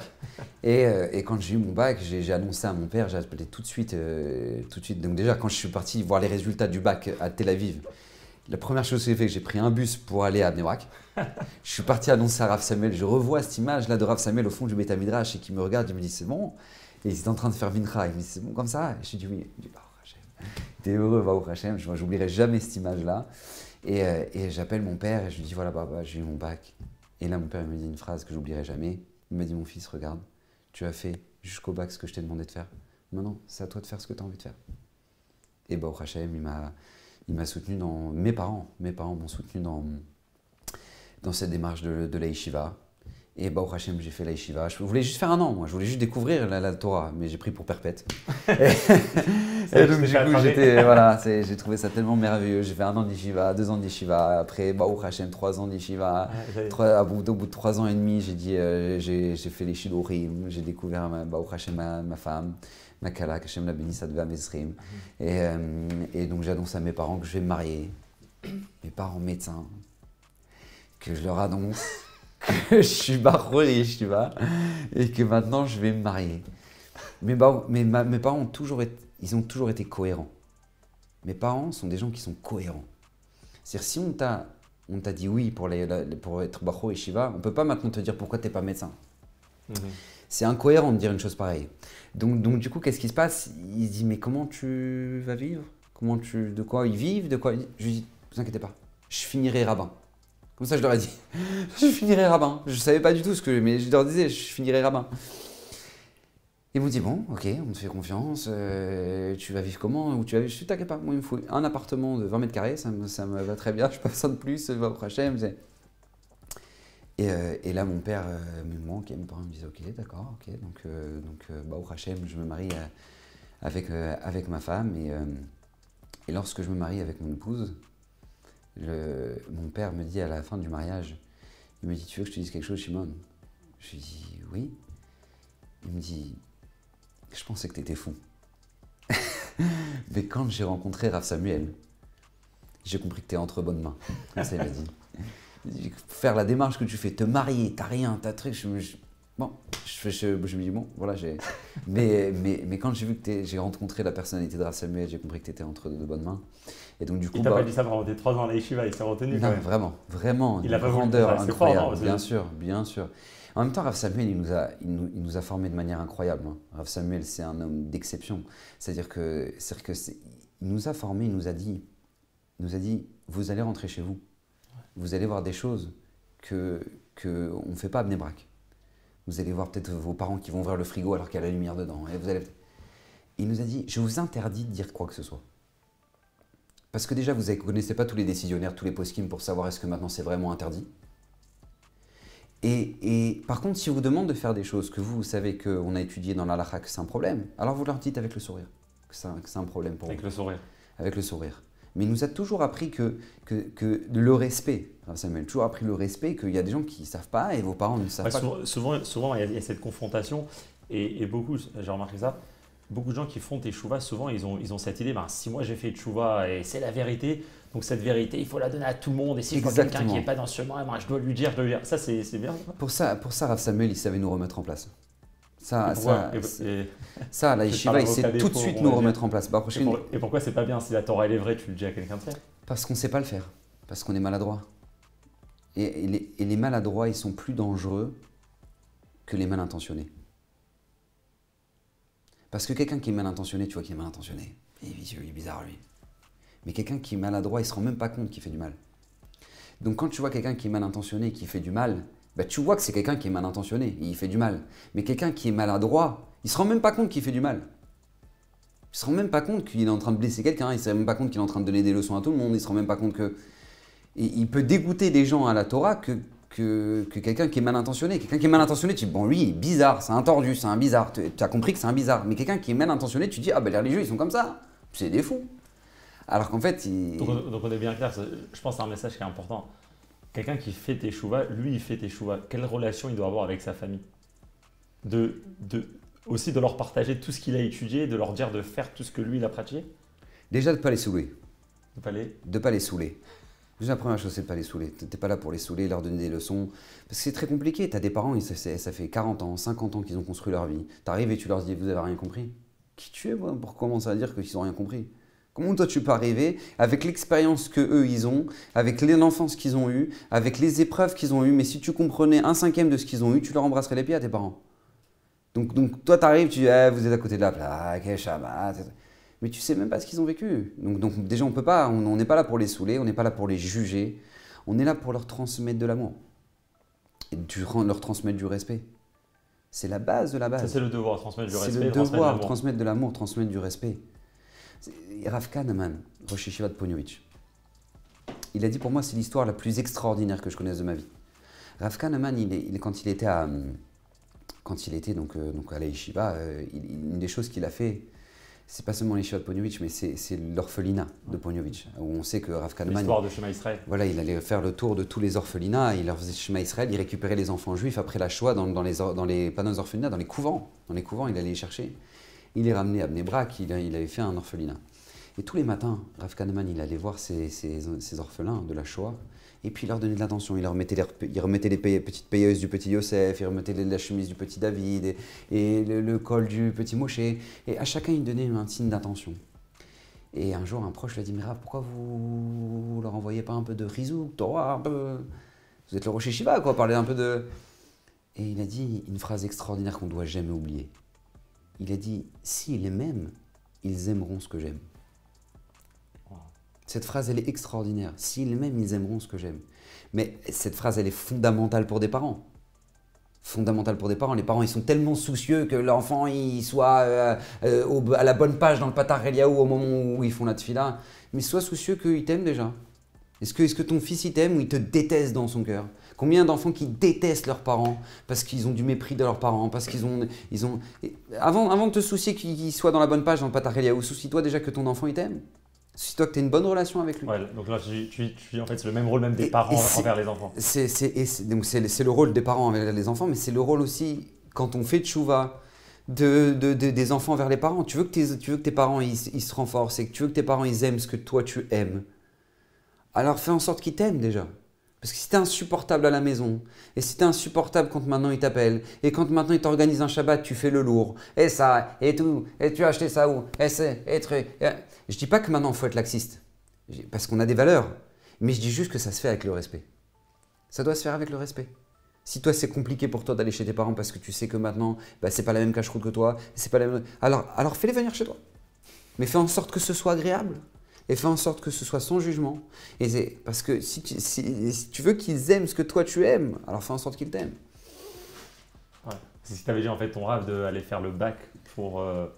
Exactement. C'est aussi le respect de tes parents. Enfin, c'est aussi le respect de tes parents, ton père. Bien évidemment. C'est faire en sorte que mes parents soient dans le projet et pas que moi je sois un projet personnel, mais que mes parents soient dans le projet aussi, bien évidemment. Maintenant on peut faire avancer. Donc tu nous as un peu raconté ta teshuva. Mais après, comment dire, tu as dit à ton père que tu allais devenir rabbin. Tu n'es pas devenu que rabbin. Il y a beaucoup de gens qui deviennent rabbin dans une communauté. Ou rabbin, enfin, c'est facile, on a un chapeau, une ordre, des fois on devient rabbin. C'est quand l'étape où tu commences à réaliser que, j'imagine, jusqu'à maintenant, tu étais un élève, genre, tu apprenais de la Torah, tu n'as pas forcément enseigné. Et à un certain moment, c'est quand que tu réalises que. Non, même toi, et je pose cette question peut-être spécialement dans ton parcours, Parce que je pense que des gens ils se posent la question. Bah non, mais moi j'ai fait teshuva, moi j'ai pas grandi dans la maison de Rabbanim, moi j'ai pas grandi dans l'ambiance la plus juive possible. Moi j'étais à l'école non juive. Est-ce que moi maintenant je vais aller faire des cours de Torah? Est-ce que moi je peux être la personne qui va partager les valeurs de la Torah aux autres? Est-ce que tu as eu cette réflexion et comment tu as travaillé avec cette pensée? Et donc bien sûr aussi, quel est le moment où tu réalises que non, mais en fait la Torah, tu as appris Aleph, enseigne Aleph, tu as appris Bet, enseigne Bet? Alors, c'est une excellente question que tu demandes. J'aurais jamais cru enseigner. J'aurais jamais cru que j'allais parler un jour. Je savais pas du tout. Moi, j'ai fait la yeshiva et après j'ai fait à peu près 10 ans de kollel en tant qu'avraire dans les kollelim, en différents kollelim en Israël. Je pensais pas du tout que j'allais un jour devenir conférencier. Je pensais pas du tout. Mais en fait, comment ça s'est fait? J'avais entendu cet exemple-là de Rav Ben Chetrit une fois, mais c'est très très vrai. Il avait dit, nous on doit faire notre part, on doit être des bons soldats. Et Hachem après il nous spécialise. C'est-à-dire que c'est comme dans les tironoutes, c'est exactement dans les entraînements à l'armée, à Tzal c'est comme ça, c'est-à-dire qu'ils s'entraînent tous, ils font tous les mêmes entraînements. Mais il y a un mefaket qui regarde chacun en fait. Et il y a un mefaket qui dit, lui il sera bon pour être sniper, lui il sera bon pour être paramédical, lui il sera bon pour... Parce qu'il voit, la particularité à travers les entraînements de chacun. C'est la même chose, Akadosh Baruch Hu te demande avance, renforce-toi, emmagasine. Acquiert beaucoup de connaissances. Et moi, j'étais très frustré d'emmagasiner énormément et ne pas donner. D'ailleurs, je me fais rappeler une histoire qui m'est arrivée quand j'étais à la yeshiva de Keter Shlomo. Quand j'étais au lycée, j'étais devenu un petit peu le religieux le religieux que tout le monde allait voir pour les questions, Shimon, j'étais un peu la référence comme ça parce que j'avais fait tchouva, j'étais en terminale, donc du coup tout le monde, et puis il m'aimait bien, et puis ça se passait bien, et puis voilà, donc j'avais un certain statut de religieux du lycée, et puis qu'on se motivait, on organisait des shiurim, des ambiances, des pourim, des trucs, donc j'avais un rôle. Et là, j'arrive d'un coup à la yeshiva et j'ai plus de rôle de rien en fait. Ah ouais. Parce que je me retrouve le plus nul de la yeshiva. J'étais le plus nul de la yeshiva. Parce qu'ils avaient tous un certain niveau. Moi, je ne savais même pas lire une Gemara avec Rashi. J'étais nul de nul. Et Rav Samuel, il vient une fois, il me convoque dans son bureau, il me dit comment ça va chez moi? Je dis c'est très dur. C'est très dur. C'est très dur parce que j'ai une double frustration. Non seulement j'ai beaucoup de mal, je me sens très nul, mais en plus de ça, je sens que je ne donne plus à personne. Il me dit, écoute bien, que tu sois pas au niveau, il n'y a rien à faire.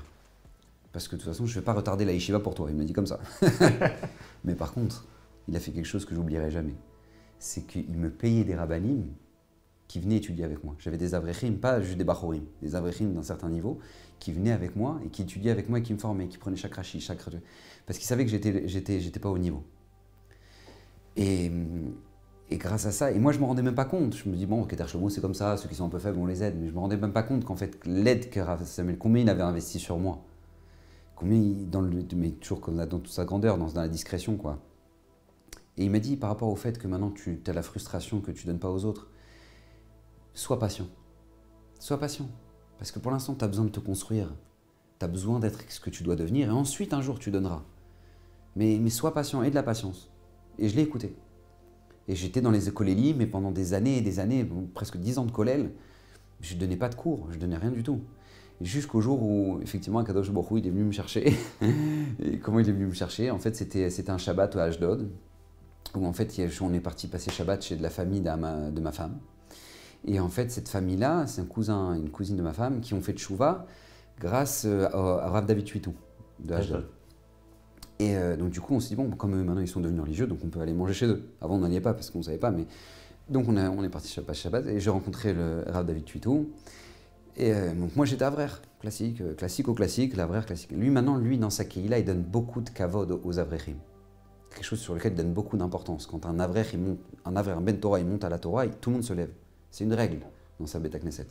Je trouvais ça admiratif. J'étais admiratif, je trouvais ça admirable, vraiment.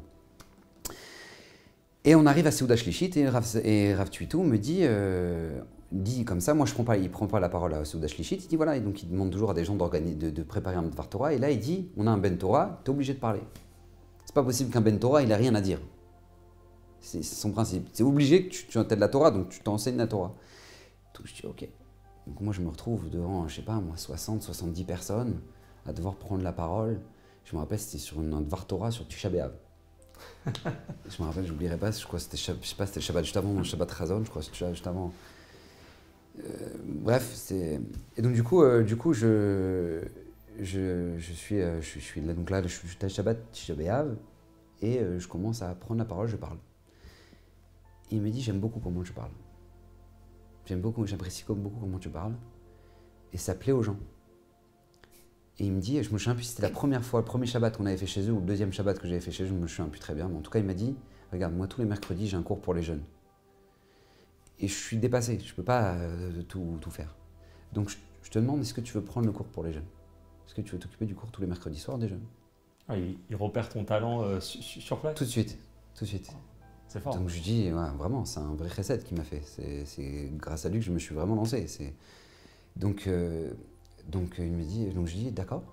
Et donc il me dit, voilà, tous les mercredis, j'ai un cours pour les jeunes. Et donc je viens en bus de Bnei Brak tous les mercredis.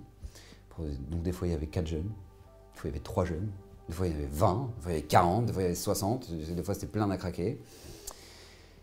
Et tous les mercredis, c'était comme ça. Et puis un jour, il y a un jeune qui me dit, ah, peut-être qu'on filme, c'est le début de Facebook, peut-être qu'on filme les shiurim, on les met en live sur Facebook. Alors moi je connais rien, je suis à Navrer, je connais rien de Facebook, rien de truc, rien du tout. Et donc du coup je dis ok, d'accord, pas de problème, on commence à filmer sur Facebook. Et après ça a fait boule de neige, ça a commencé à marcher, après TorahBox m'a contacté, et ensuite etc. Mais pour répondre à ta question, parce que je ne veux pas oublier ta question c'est comment maintenant on peut décider d'un jour on va enseigner, un jour on va décider. J'ai pas décidé d'enseigner, ça s'est fait tout seul. Mais par contre, ça c'est primordial, avoir un rav. C'est une halakha dans le Shulchan Aruch. On n'a pas le droit d'enseigner si on n'a pas demandé l'autorisation à notre rav d'enseigner. Et moi j'ai un rav, Rav Elchanan Cohen. Et je dis à tous les gens, éloignez-vous des rabbanim qui n'ont pas de rabbanim. C'est obligatoire. On ne se rapproche pas d'un rav qui n'a pas de rav. C'est un danger public. Qu'il ait fait toute sa vie dans la Torah ou qu'il ait fait tchouva, ça ne change rien. Asel echarav, tu dois avoir un rav. C'est le rav qui te met sur le bon chemin. Et je vois, moi, c'est les conseils de mon rav qui m'ont toujours regardé, qui m'ont toujours protégé. Mon rav, il m'a dit, oui, tu peux enseigner. Moi, j'ai posé la question à mon rav, combien de fois je lui ai dit, mais rav, je me sens mal d'enseigner des choses que je sens que même moi, je ne suis pas entier là-dedans. Et mon rav, il m'a dit, c'est vrai, Shimon, mais toi, tu veux te parfaire là-dedans. Tu es en motivation de te travailler là-dessus. Je lui ai dit, oui. Il dit, alors, si déjà tu inspires à ça, alors déjà, c'est déjà bien. Le problème, c'est les rabbanim qui parlent en disant, moi, c'est bon. Mais bon, vous avez du boulot. C'est pas comme ça. Et mon rav, il m'a toujours donné ce conseil, et je l'oublierai jamais. Je vis avec ce conseil. Il m'a dit, Shimon, tu n'es pas un conférencier. Il m'a dit, Shimon, tu es un ben Torah. Toi, tu es un avraire. Et quand j'ai au téléphone, régulièrement, quand j'ai au téléphone, des fois, il me le rappelle. Il dit, Shimon, tu n'es pas conférencier. Shimon, tu es un ben Torah. Parce que conférencier, c'est-à-dire que tu parles pour les autres? Parce que conférencier, c'est, oui, je parle pour les autres, je suis là pour parler pour les autres, pour leur enseigner. Il me dit, mais t'es un ben Torah, toi, ta tête, l'essentiel, c'est pas ta conférence. L'essentiel de ta journée, l'essentiel de ton emploi du temps, c'est pas tes conférences. L'essentiel, c'est ta Gemara. L'essentiel, c'est ton Shulchan Aruch. L'essentiel, c'est ton livre de Moussar. L'essentiel, c'est ton travail des Midot. Ça, c'est un ben Torah. Après, tu fais des conférences, tu fais des trucs, ok, mais c'est pas ça l'essentiel. Tu es un ben Torah, t'es pas un conférencier. Comme ça, il m'a toujours dit, il continue à me dire. En fait, il voulait te dire tout le temps, genre, ne t'oublie pas. Ne m'oublie pas, ne t'oublie pas. Ne t'oublie Ouais, pas. dans la Et route. les repères qui soient clairs. Et des repères qui soient clairs. Ce qui est important, c'est que comprendre que tu es un ben Torah. Il m'a toujours dit, avant de faire une conférence, tu parles d'abord à toi-même avant de parler aux autres. Tu parles pas. Et ça, c'est. Je te le disais justement parce que là, j'ai rencontré un jeune, je lui ai dit, je vais parler à Rav Gobert. Il m'a dit, mais attends, mais dans ses messages, il a un message qui est très très fort. Il y en a un moment de ayez confiance en vous, regardez de façon positive la vie, ce qu'on parlait tout à l'heure, la Torah, elle est belle. Et il me demandait, il me dit, mais est-ce que vraiment lui, il vit ça? Parce que c'est un travail, c'est un vrai travail de tous les jours. Et je travaille ça. Ouais, enfin, tu travailles sur ça tous les jours, tu veux. Oui, bien sûr, je travaille sur ça tous les jours. D'être quelqu'un de positif, d'être quelqu'un. Moi, je le dis toujours, pour être dépressif, il n'y a rien besoin de faire. Non, tu te laisses aller. tu te mets dans le canapé, tu penses à la guerre, tu penses à l'antisémitisme. Voilà. Tu finis dépressif. Tu n'as rien besoin de faire. Pour être quelqu'un de positif, pour être quelqu'un qui a de l'énergie, ça demande de faire du sport. Ça demande d'avoir des temps d'études. Ça demande de choisir ton étude pour que maintenant elle soit positive. Ça demande plein de choses. Ça demande plein de choses qui fait en sorte que, moi je le dis, avec tout l'emploi du temps que j'ai, eh ben, je m'oblige à faire du sport. Et même si c'est pas facile, parce que je préfère largement étudier que faire du sport, mais je m'oblige à le faire. Parce que j'ai besoin d'énergie. Hachem nous a confié une machine, ça s'appelle notre corps. Je suis obligé de faire attention à cette machine. Et je sais que je ne pourrais pas donner un message de qualité si je suis avec mon téléphone comme ça, crevé, épuisé. Non, je suis obligé de m'entretenir. Je suis obligé parce qu'Hachem attend ça de moi. Parce que c'est une mitzvah. Venish martem meod le nafshotechem. Donc ça fait partie de notre avodat Hachem. Et le Satan est toujours là pour te dire mais non, laisse tomber. Il serait toujours là pour t'embrouiller. Et nous, on doit garder quelque chose de clair, on doit garder quelque chose, une mission qui est claire, notre rôle qui est clair. Et oui, c'est un travail, c'est vrai, c'est pas facile d'être positif tout le temps, de faire en sorte de donner des messages qui sont positifs, d'être encourageant, c'est un vrai travail, mais voilà, ça Hachem, doucement, on essaie de faire ce qu'on peut. Alors justement, tu parlais de rester clair sur ton but. Je voulais poser cette question. Aujourd'hui, Baruch Hachem, alors un rabbin, enfin, et surtout on va dire dans tout domaine, c'est pas juste un petit rabbin d'une communauté. Baruch Hachem, ton influence aujourd'hui, on peut dire qu'elle est, enfin je sais pas, elle est pas seulement sur une ville, pas seulement sur un pays, sur plusieurs pays, à énormément de monde. Et encore plus un rabbin qui arrive à attirer la jeunesse. Je pense que c'est vraiment quelque chose de très fort. C'est des fois, du moment la personne elle est à la retraite, elle n'a rien à faire. Bon, alors elle va regarder un rabbin qui va lui ramener de la force. La jeunesse, comme on disait tout à l'heure, elle a beaucoup de choix, donc c'est vraiment dur. Et j'aimerais savoir comment tu fais personnellement, parce qu'aujourd'hui avec les réseaux sociaux, quand on est connu énormément, ben, ça peut réveiller énormément, comment on va dire, d'orgueil.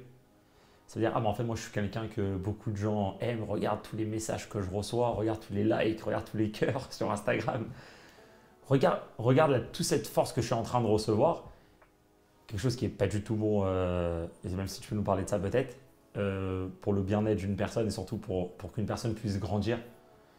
Comment tu fais personnellement pour affronter tout ce monde-là? Des gens, tu vas marcher dans la rue, ils vont te reconnaître, ils vont te dire ah, bah, en fait je suis bien alors. Et des fois on peut se laisser aller comme ça. Comment tu fais pour rester focus sur ta mission, comme je disais tout à l'heure, pour te dire toujours je suis un Ben Torah, ma mission elle est de tous les jours. Moi-même j'ai mes propres choses à travailler. Les gens ils aiment mon message, c'est vrai et c'est beau. Mais d'un autre côté j'ai aussi ma personne intérieure qui a besoin d'évoluer. Ouais. Alors la Gemara dans Kiddushin, elle répond à cette question. La Gemara elle dit Asharouy belo isha, asharouy belo choma. Celui qui n'a pas de femme, il n'a pas de rempart. Moi ma femme c'est mon rempart. Ma femme c'est elle qui me protège, ma femme c'est elle qui me remet les idées en place. C'est à elle que je dois tout. C'est-à-dire qu'il faut comprendre que si c'est vrai que Rav Tutu il m'a laissé à parler, il m'a donné un rôle et que Torah Box après, Baruch Hashem, Torah Box m'ont mis en avant aussi, c'est vrai. Mais tout vient d'elle. Et je vais te raconter une petite anecdote. Pas beaucoup de gens connaissent cette anecdote. J'étais au collège, un certain collège dont je tairai le nom. J'étais dans un collège et le roche collège ne pouvait pas me voir. Il ne me supportait pas. Pourtant, je vois pas je pense pas que je suis antipathique. Je sais pas.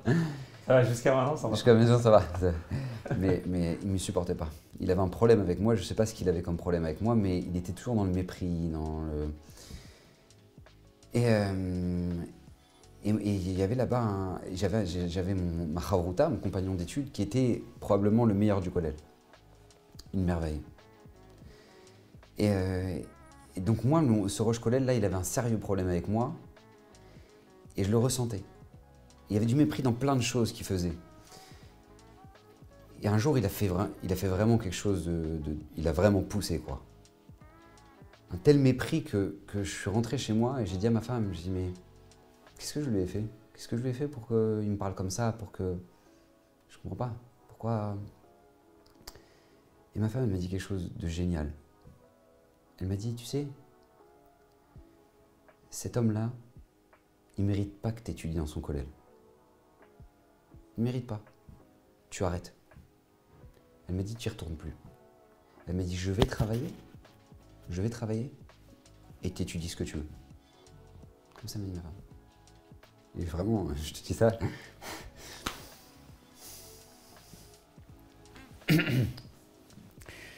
Parce que je pourrais jamais oublier ce qu'elle a fait pour moi. Jamais. Et du coup, j'ai arrêté d'aller au collège. En tout cas, j'ai plutôt choisi le collège que je voulais aller. Elle est partie travailler. Elle est partie travailler pour ramener la Parnassa à la maison. Et elle m'a dit, tu fais ce que tu veux. Et c'est ce jour-là vraiment que ça m'a donné... Ça m'a propulsé dans le monde des conférences. Parce qu'en fait, ça m'a donné le temps de pouvoir préparer mes cours. Et donc, du coup, le cours des jeunes, j'avais plus de temps. Et bah, au Hachem, c'était de meilleure qualité. Et bah, au Hachem, ça a eu plus d'impact. Et bah, au Hachem. Et c'est vraiment grâce à elle. C'est pas grâce à moi. C'est grâce à Hachem, grâce à ma femme. Hachem m'a envoyé ma femme. Et donc, du coup, je peux m'en enorgueillir, moi, de ça. Je peux dire, moi, tu sais ce que j'ai fait pour devenir Rav Gobert. Qu'est-ce que j'ai fait? Si ma femme, elle n'était pas partie, si ma femme, elle n'avait pas fait ça, si ma femme, elle n'avait pas accepté que je sois Avrer pendant 10 ans, si ma femme, elle n'avait pas accepté que maintenant, je serais quelque chose, moi. Et si maintenant ma femme continuait pas à me protéger, comme elle me protège, non, moi, honnêtement, je sais même pas comment fonctionne Instagram, TikTok, tous ces trucs, je connais pas. Je sais pas comment ça fonctionne. J'ai des gens qui gèrent pour moi, etc. Mais je sais pas. Parce que ma femme me dit, on en a rien à faire de la popularité. Et ma femme me l'a toujours dit, on en a rien à faire de la popularité. La popularité, c'est pas notre problème. Toi, tu dois faire ta avodat Hashem, tu dois être un tzaddik aux yeux d'Hachem. Et il y a deux personnes à qui on ne peut pas mentir. C'est Hachem et notre femme. C'est les deux à qui on ne peut pas mentir. Et elle, Baruch Hashem, elle a toujours gardé, et bien qu'elle soit dans la discrétion la plus totale, c'est sur elle que tout tient. Parce que c'est elle qui me dit, ça c'est pas bon, ça je les sens pas, ces gens-là, tu vas pas y aller. Des fois, pour moi, il n'y a aucune logique. Pour moi, des fois, il n'y a aucune logique. Des fois, elle m'a dit, non, ça tu vas pas, ça tu fais pas, un cours là-bas tu vas pas. C'est elle qui décide, vraiment c'est elle qui décide. Parce qu'elle a la bina. Elle ressent les choses de manière très très forte. Mais moi à côté, moi je suis là, ah ouais, ah bon, ah bah moi je pensais pas. Moi je suis vraiment d'une naïveté incroyable. Et d'ailleurs quand j'ai parlé de ce projet quand tu m'as contacté, j'ai dit regarde, il y a un Avrer qui veut m'appeler, qui m'a appelé pour... Et elle me dit pas de problème, vas-y. Et tu me réponds à une question. C'est la personne qui a répondu le plus vite à l'invitation. Ça s'est fait très vite pour que tu me dises t'étais d'accord de venir. Moi, j'ai pas trop réfléchi, mais là, ta femme, elle t'a dit j'y vais. Si ma femme me dit j'y vais, j'ai pas de questions. J'ai pas de questions. C'est ma femme qui me protège. C'est ma femme. Moi, c'est pas ma Torah. Et après, j'ai ma vie de famille. Non, c'est ma Torah. C'est ma vie de famille. C'est mon couple. C'est mes enfants. Mon zikouï arabim. Je veux pas que ce soit au détriment de mes enfants. Je veux pas que ce soit au détriment de mon couple. Et s'il y a des fois où je parle beaucoup moins que d'habitude, parce que ma femme a beaucoup plus besoin que moi, ou parce que mes enfants ont beaucoup plus besoin, eh ben je parle moins que d'habitude. Et je voyage moins. Et si je peux plus, alors je peux plus. Mais c'est pas un choix personnel. C'est pas que je vais voir ma femme, je lui dis regarde, là je pars au mois de mai, de la semaine du 7 au truc. C'est ma femme qui a décidé la semaine où je partais. C'est ma femme qui est là en train de chapeauter le tout. Parce que c'est un projet familial. Quand moi je vais par exemple dans un Pessar, on ne choisit pas, on a eu des propositions de Pessar qui sont, voilà, avec les gens qui viennent au Pessar, c'est des gens qui arrivent en jet privé. Mais ma femme me dit je veux pas. Je veux pas que mes enfants soient confrontés à un monde mondain, un monde comme ça. Ils vont voir quoi nos enfants? Qu'est-ce qu'ils vont voir? Si tu veux que tes enfants ils voient des gens qui sont en train de montrer leur sac Chanel, leur truc, leur machin, tu veux que tes enfants ils voient ça? Et moi, dans la naïveté la plus totale, je dis bah, pourquoi pas? Qu'est-ce qui se passe? Pourquoi? Je voyais pas forcément le mal, mais elle a ce recul, elle a cette force de dire non, ça c'est pas. Donc on va choisir un Pessar avec ce type de personnes, etc. Parce que c'est pas que c'est un zikouï arabim où moi j'arrive pour mes conférences.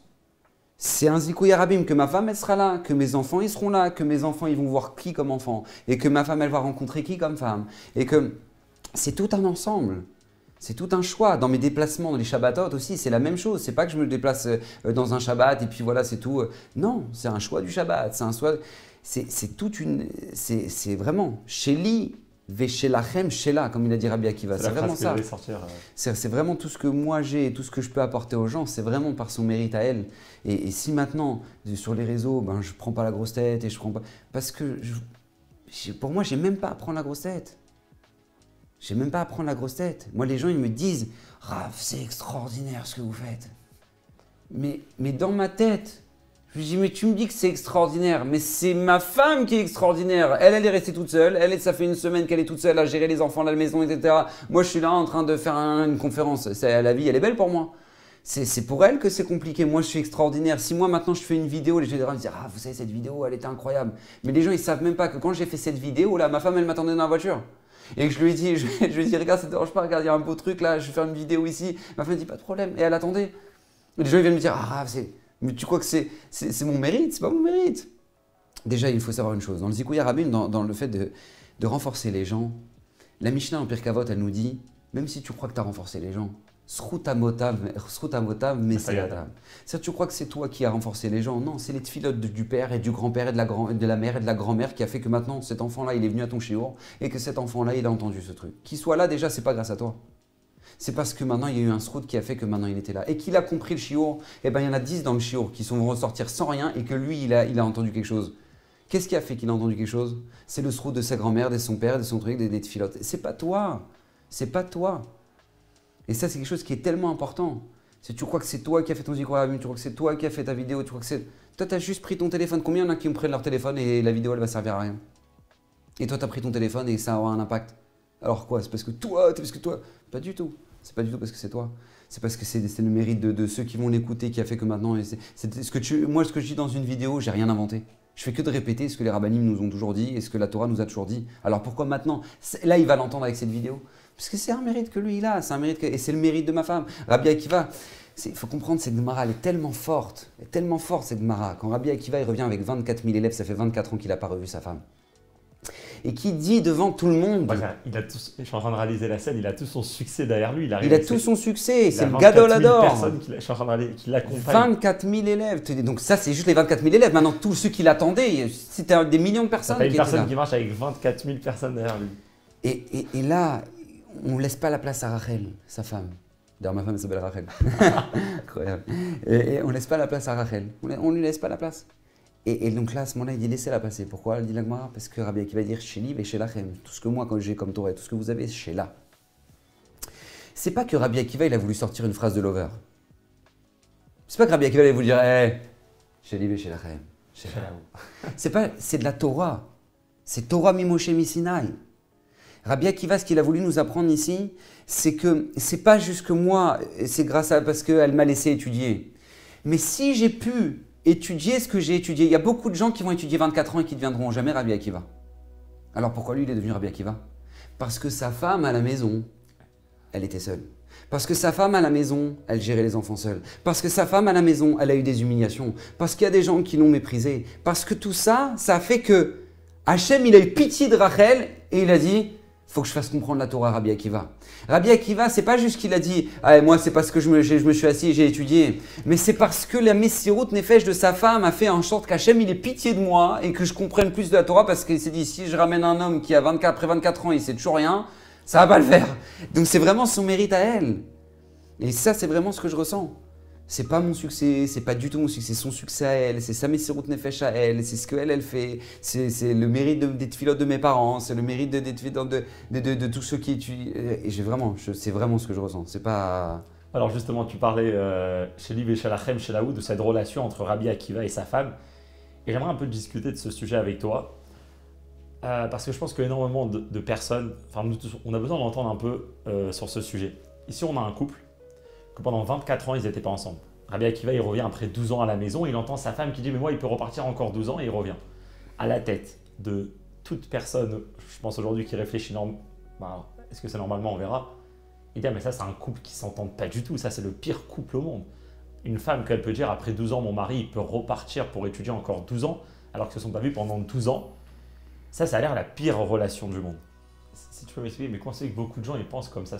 Qu'est-ce qui doit changer dans la tête pour comprendre qu'est-ce que c'est un couple? Pourquoi alors les gens ils pensent qu'ils n'auront pas ce regard-là, par exemple, sur la femme de Rabbi Akiva? Parce qu'eux vivent ça. Eux vivent le mépris. Eux vivent le mépris dans leur couple. Eux vivent le manque de respect dans leur couple. Eux vivent l'égoïsme dans leur couple. Donc, étant donné qu'ils vivent ça, donc ils interprètent ça chez les autres. C'est toujours comme ça. Étant donné que dans leur couple, ils ressentent que maintenant, bah, ils sont seuls. Et de toute façon, ils ressentent que de toute façon, chacun pense à soi. De toute façon, les hommes, c'est tous des égoïstes. Et des clichés comme ça.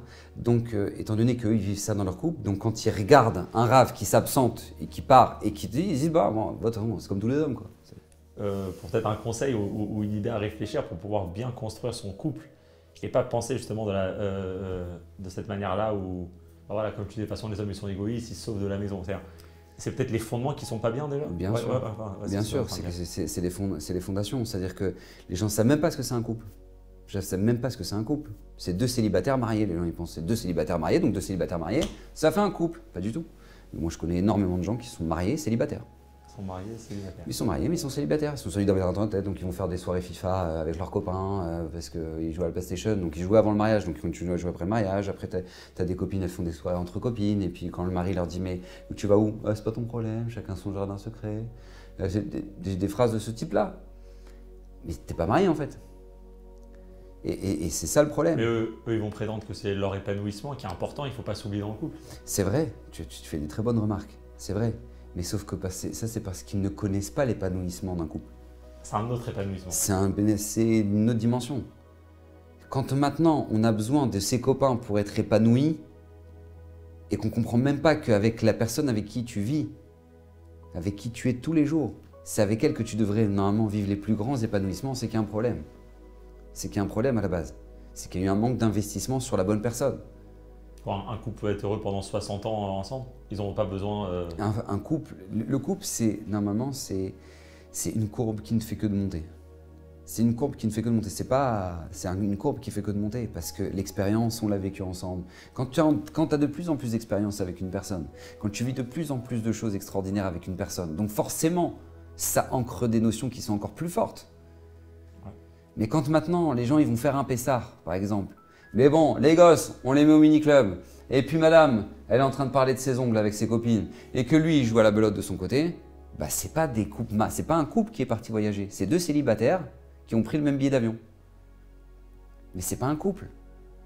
Mais quand maintenant tu as voyagé en couple, tu as voyagé avec ta femme, et que tu t'es soucié que pendant ce voyage-là, l'essentiel des moments, je vais le passer avec ma femme, avec mes enfants, donc tu as voyagé en famille. Donc ce voyage-là, il est devenu inoubliable. Pas parce qu'on a fait du jet ski. Parce que du jet ski, tu n'as pas besoin de ta famille et tu n'as pas besoin de partir à Pessard pour faire du jet ski. Mais il est devenu inoubliable parce qu'on était ensemble. Et puis tu es là, tu es face à la mer et tu vois les vagues et tu parles à tes enfants et tu leur dis, vous savez les enfants, c'est la vie, c'est comme les vagues. Et tu leur apprends plein de notions, plein de choses, Tu dis, waouh, c'est incroyable. Et tu as construit quelque chose, tu n'es plus le même. Donc forcément que ton Pessard, il a élevé ton couple, il a élevé ta famille, il a élevé tout le monde. Tu n'es plus du tout au même niveau. Donc en fait, ma vie célibataire, c'est je me concentre sur moi et que sur mon bien-être et se marier. Donc en fait, c'est toute ma vie construire un autre épanouissement de moi et ma femme ensemble. Exactement. C'est-à-dire qu'en fait, il faut comprendre une chose, il y a 3 étapes dans la vie. Ah, parce que juste pour terminer, mais quand un homme va rencontrer son femme ou une fille, elle va rencontrer son futur mari, c'est égoïste, non? Il cherche de l'amour ou il cherche du bien-être, non? Alors c'est ça tout le point. Si tu poses des excellentes questions, Shalom Kolakavod, vraiment, excellent. J'ai jamais eu des aussi belles questions, vraiment, je t'assure. Alors en fait, en réalité, dans une vie de couple, dans une vie d'une personne, il y a 3 étapes. Un enfant, il naît, il est égoïste, il pense qu'à lui. D'accord, il y a un enfant, jusqu'à l'âge de 5 ans, il pense que le monde existe pour lui. Il ne sait même pas qu'il y a des voisins, il ne sait même pas qu'il y a des voisins au-dessus. Il vit que pour lui. Il va taper la table par terre à 10h du soir, il en a rien à faire. Il ne sait pas qu'il y a quelqu'un en dessous, quelqu'un au-dessus. C'est un enfant, il pense qu'à lui. Il va prendre une tétine, il va la mettre dans sa bouche. Il pense que c'est à sa sœur ou ça. Non, c'est à lui. Un enfant, il pense que ce monde tient pour lui. Il vit pour lui, il voit ses parents qui parlent, il parle de moi. C'est la psychologie d'un enfant, c'est important de le savoir. Jusqu'à l'âge de 5 ans minimum, c'est comme ça. Ensuite, l'enfant, il commence à apprendre qu'il y a lui et il y a l'autre. Il y a lui et il y a l'autre. C'est tout le défi de l'adolescence. C'est-à-dire qu'en fait, moi, je veux me construire, mais je comprends que je ne peux pas me construire seul. Et que j'ai besoin de l'autre. Et que j'ai besoin du conseil de mes parents. Mais d'un autre côté, j'ai envie d'exister. Donc, j'ai pas envie d'être en relation avec mes parents. Mais d'un autre côté, s'ils ne sont pas là, je suis en panique. D'accord? C'est tout la création du relationnel qu'il y a moi et il y a l'autre. Et ensuite, il y a l'étape d'après qui est il y a moi pour l'autre. Ça, c'est l'étape d'après. Et au début, il y a moi. Après, il y a moi et il y a l'autre. Et après, il y a moi pour l'autre. Ce sont les 3 étapes qui sont fondamentales dans la vie d'un homme. Tu ne peux pas arriver sous la choupa si tu n'as pas compris la 3e étape. Or, la plupart des couples se marient alors qu'ils sont encore la première. Ou j'aurais dit, ouais, comme ils sont à la première, donc c'est plutôt l'autre pour moi. Voilà, exactement. C'est vraiment la première. C'est à moi et donc moi. même l'autre, il devient pour moi, ouais. Exactement. Ça, c'est plus la personne en face, c'est qu'est-ce que moi Exactement. Qu'est-ce que je peux en tirer? Qu'est-ce que je peux en tirer comme profit? Qu'est-ce que je peux en tirer comme plaisir? Qu'est-ce que je peux en... Alors que c'est faux. C'est toi pour l'autre. On se marie à partir du moment où on a compris une chose. C'est que moi, je vis une vie tellement extraordinaire. Je vis une expérience tellement extraordinaire à travers ma vie que je ne veux pas partager ça seul. C'est comme ça. Et donc du coup, tu vas absolument faire partager ton expérience de vie, ta richesse de vie, tout ce que tu as appris. Tu veux le partager avec quelqu'un. Tu as envie de donner. C'est pas je m'ennuie là, je m'ennuie. Il me faut quelqu'un. C'est ça le problème. C'est ça le problème. C'est ça, là-dessus surtout se joue. C'est là-dessus que tout se joue. Et c'est la clé. Ah non, mais enfin, et par ça, en fait, on peut arriver à comprendre tout le système du Shidour, non? Bien évidemment. Parce que, ok, donc en fait, le mariage, en fait, c'est se dire que moi, j'existe et mon moi, déjà, il doit être entier. Mais justement, parce qu'il est entier, parce qu'il est bon et parce qu'il lui manque rien, et ben c'est là que je vais aller chercher une 2e personne pour, avec elle, construire quelque chose de nouveau. Alors, on ne sera jamais entier. Parce que la Gemara elle-même, elle dit que un homme sans sa femme, il n'est pas shalem. Quand on arrive sous la rampa, on dit Baruch ata Hashem yotzera Adam. On dit Baruch ata Hashem yotzera Adam, qui crée l'homme. Parce que quand il arrive sous la roupa, il y a les 2 âmes qui se sont retrouvées. Donc maintenant, c'est un homme.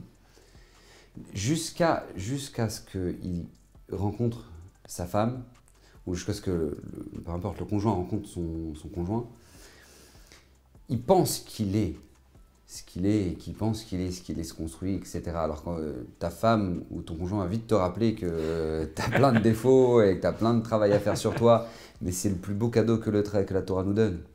C'est un vrai cadeau que la Torah nous donne, de prendre conscience que Hachem Hachem nous a donné en fait à travers le mariage.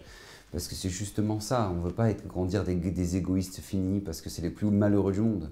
Les gens les plus égoïstes sont les plus malheureux du monde. Les gens qui au contraire vont s'investir pour donner et apprendre à donner.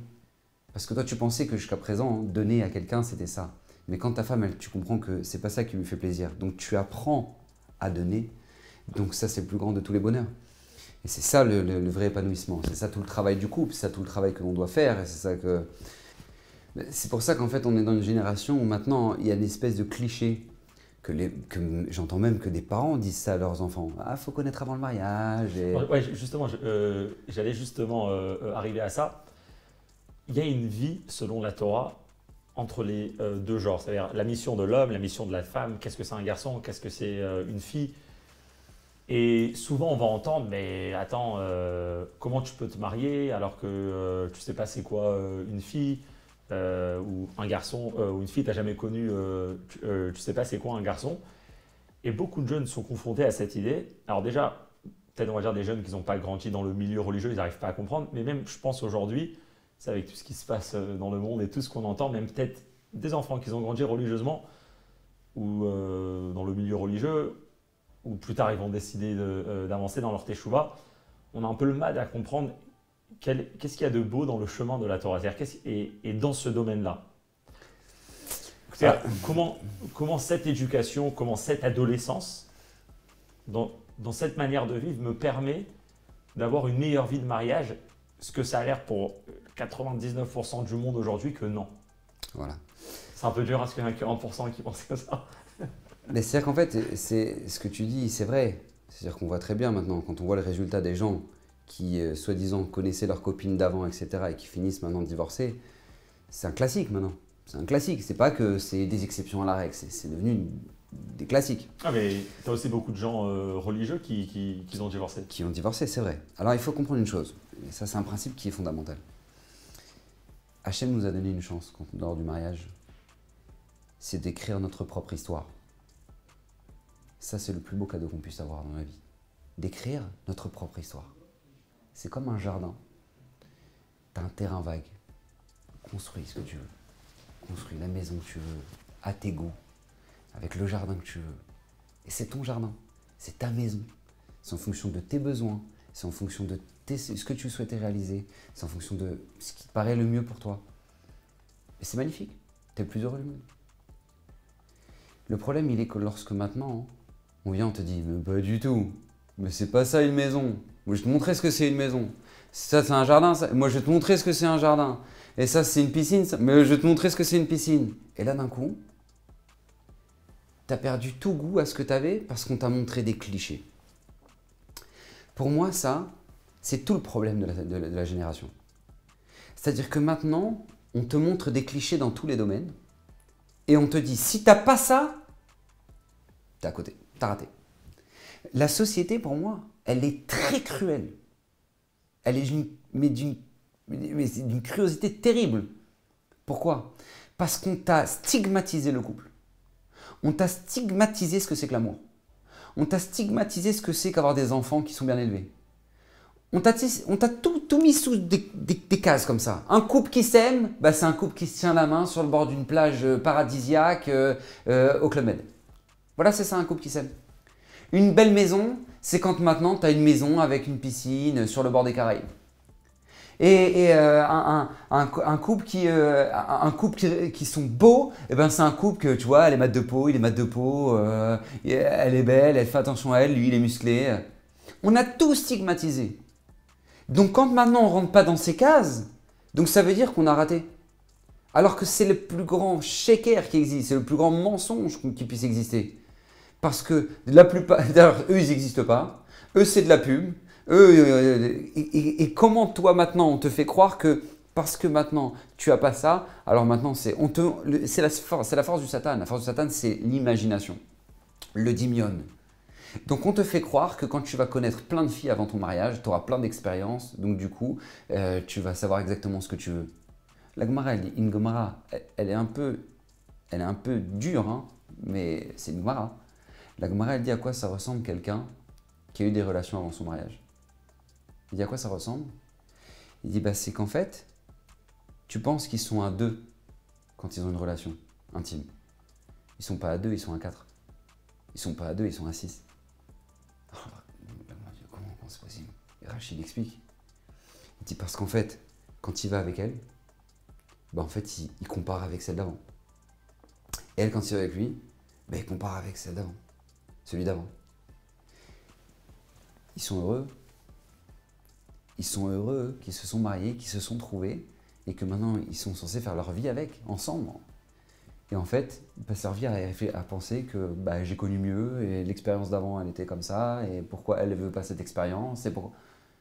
Mais c'est la plus grande tristesse qu'on puisse avoir.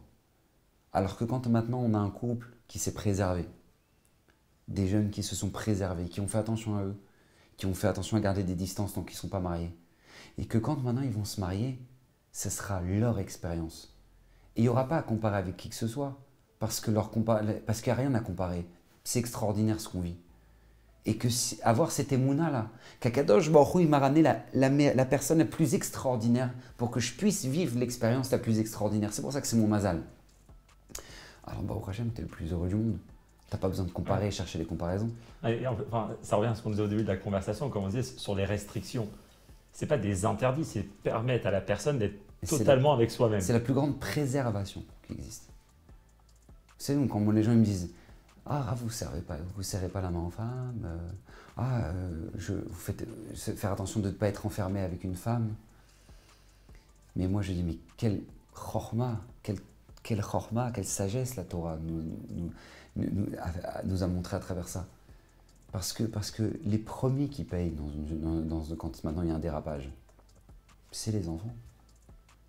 Les premiers qui payent, c'est les enfants. Pour une bêtise de papa, pour une bêtise de maman, qu'elle est restée enfermée dans un endroit, etc., etc. Tu peux récupérer ça. Tu peux récupérer dans l'état d'esprit d'un enfant. Tu peux récupérer que toi, tu n'en as rien à faire de ta vie, que tu fais ce que tu veux. C'est ton problème, tu rendras des comptes après 120 ans. Mais que tu es engagé dans un couple. Et que tu vas t'engager dans un couple après. Et que maintenant tu auras des enfants. Ou que tu as des enfants. Et que tu te comportes comme ça. Comment c'est possible? Préserve-toi. Mais pourtant, ça a l'air que je suis en train de rater quelque chose à ce moment-là quand je suis en train de me préserver. Mais encore une fois, on sait très bien que c'est l'imagination. On sait très bien que C'est pas vrai ce que je suis en train de rater? les gens, bien sûr que non, c'est pas vrai ce qu'on est en train de rater. Et La mon Gemara ressenti, mon la Gemara ressenti dit, est pas la Gemara bon. dit quelque chose de très fort. La Gemara, elle dit, il n'y a pas meilleur que le goût de l'interdit. La Gemara, elle dit. Là, il me tacle. Exactement. Pourquoi? Parce que, encore une fois, c'est l'imagination qui est derrière. Pas parce que c'était incroyable, mais parce que l'imagination, elle t'a fait croire que. Mais combien elle va te coûter cette imagination? Elle va te coûter que maintenant tu vas divorcer. Elle va te coûter que maintenant, si tu ne divorces pas, ta femme, elle te méprisera toute ta vie. Et que tes enfants, ils entendront ça et qu'ils auront grandi avec une mère qui sera détruite. Et qu'ils auront grandi avec un père que pour eux, lui, il n'a pas de valeur. Et qu'ils auront du mépris de leur père. Tu vas où? Pour une jeunesse, laisse-les tes enfants, c'est l'adolescence, c'est la puberté, c'est comme ça. Laisse-les grandir, se découvrir, se connaître. Alors ça, on n'a aucun engagement envers personne, ça concerne que moi. Je suis dans aucune relation, c'est-à-dire je dois des comptes à personne. Alors, Pourquoi à ce moment-là, il y a tellement de restrictions et tellement on va me dire non, je suis en train de sentir que je suis en train de tout rater. parce qu'encore une fois, nous, ce qu'on voudrait, c'est une chose. Apprendre à nos enfants que le bonheur dans la vie, c'est d'être équilibré. C'est le vrai bonheur. Quand tu vois une personne qui est posée, une personne qui est bien, tu vois, j'aimerais être comme elle, j'aimerais être comme lui. Mais lui, pour avoir atteint ça, il a fait un travail colossal. Lui, pour avoir atteint ça, il a fait un travail de s'interdire des choses qui sont énormes. Lui, pour avoir atteint ça, il s'est donné aucun répit. Et à la fin, ça donne un beau résultat. À la fin, ça donne un beau résultat. Et c'est vrai dans tout, hein. C'est vrai dans une société, c'est vrai dans n'importe quel domaine de la vie. C'est quand justement tu vas te mettre, tu vas t'investir et tu vas construire un équilibre. C'est là que tu auras un résultat qui est extraordinaire. Alors que quand maintenant on apprend à nos enfants que bah, c'est bon, on t'inquiète pas. Un bonheur facile, profite. rapide. Et la règle, elle est comme ça. Le bonheur de l'instant présent sera ta souffrance de demain. Alors que la souffrance de l'instant présent sera ton bonheur de demain. C'est une règle dans la vie. Dans tout. Tu as le choix entre boire de l'eau et boire du coca. Qu'est-ce qu'il faut boire? De l'eau. Qu'est-ce que les gens aiment boire? Du coca. Mais c'est le bonheur de l'instant présent. Mais ça sera ta souffrance de demain. Avec le diabète, avec des caries, avec du surpoids, avec de tout ce que tu veux. Et c'est pareil. Là maintenant, tu as le choix. Ton réveil, il sonne le matin. Se lever ou pas se lever? Pas se lever. Ok, je me détends. D'accord. Mais ça, c'est ton bonheur de l'instant présent. Mais ça sera ta souffrance de demain. Parce que la vie t'obligera à te lever. Tes enfants t'obligeront à te lever. Ton travail t'obligera à te lever. Tu ne pourras pas rester dans ton lit. Mais alors quoi, tu vas passer 80 ans de ta vie à souffrir et à râler parce qu'il faut te lever? Travaille maintenant. C'est vrai, c'est la souffrance de maintenant. C'est vrai, il faut se lever maintenant. Mais après, c'est acquis pour la vie. Ce sera ton bonheur de demain. Parce que ce ne sera même pas une dépense d'énergie pour toi de te lever. Parce que ce sera normal de se lever. Et c'est vrai dans tout. Dans tous les... Et je le dis aux jeunes filles, je le dis aux jeunes garçons. Tu te préserves maintenant. C'est vrai. C'est vrai, c'est la souffrance de maintenant. Et c'est une souffrance. Se garder dans notre génération, avec tous les réseaux sociaux, avec tout ce qu'il y a sur Internet, en 2 clics, tu peux voir les pires des choses. En 2 clics. Donc c'est vrai, c'est difficile, et c'est vrai, c'est une guerre, et c'est vrai, ils luttent, ces jeunes-là. Et ils luttent, pas seulement les jeunes, même des gens mariés. Ils luttent pour justement ne pas tomber là-dedans. Et c'est une vraie lutte. Mais ce bonheur-là, cette souffrance-là, ce sera leur bonheur de demain.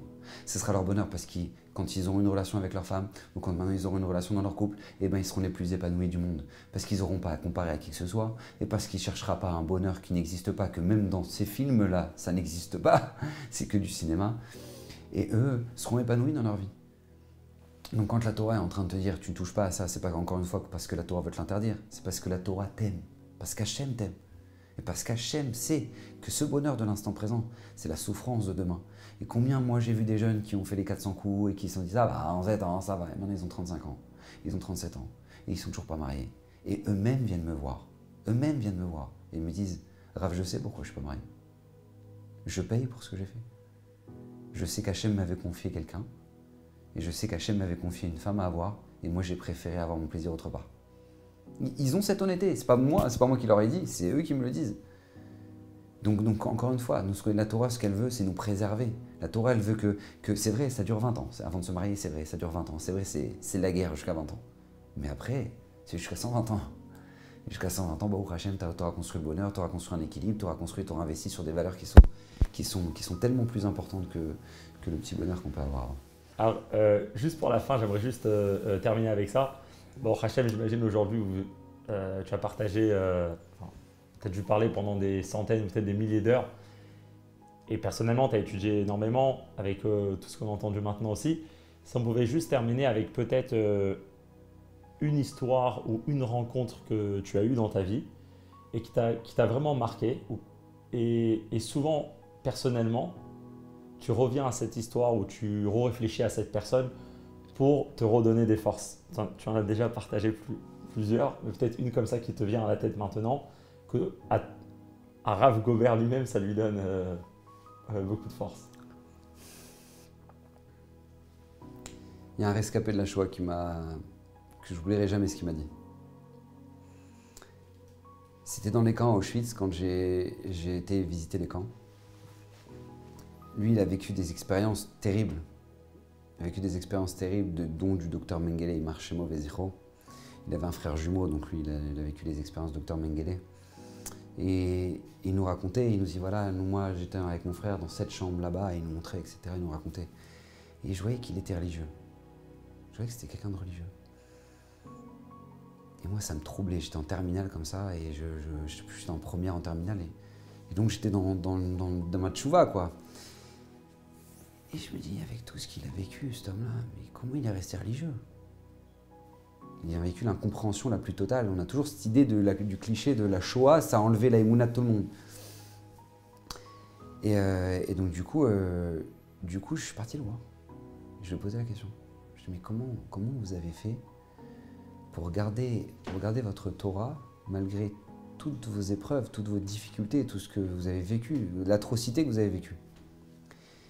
Vous n'avez pas eu une remise en question, vous n'avez pas eu... Et là, il m'a dit quelque chose de terrible. Une phrase extraordinaire, mais terrible.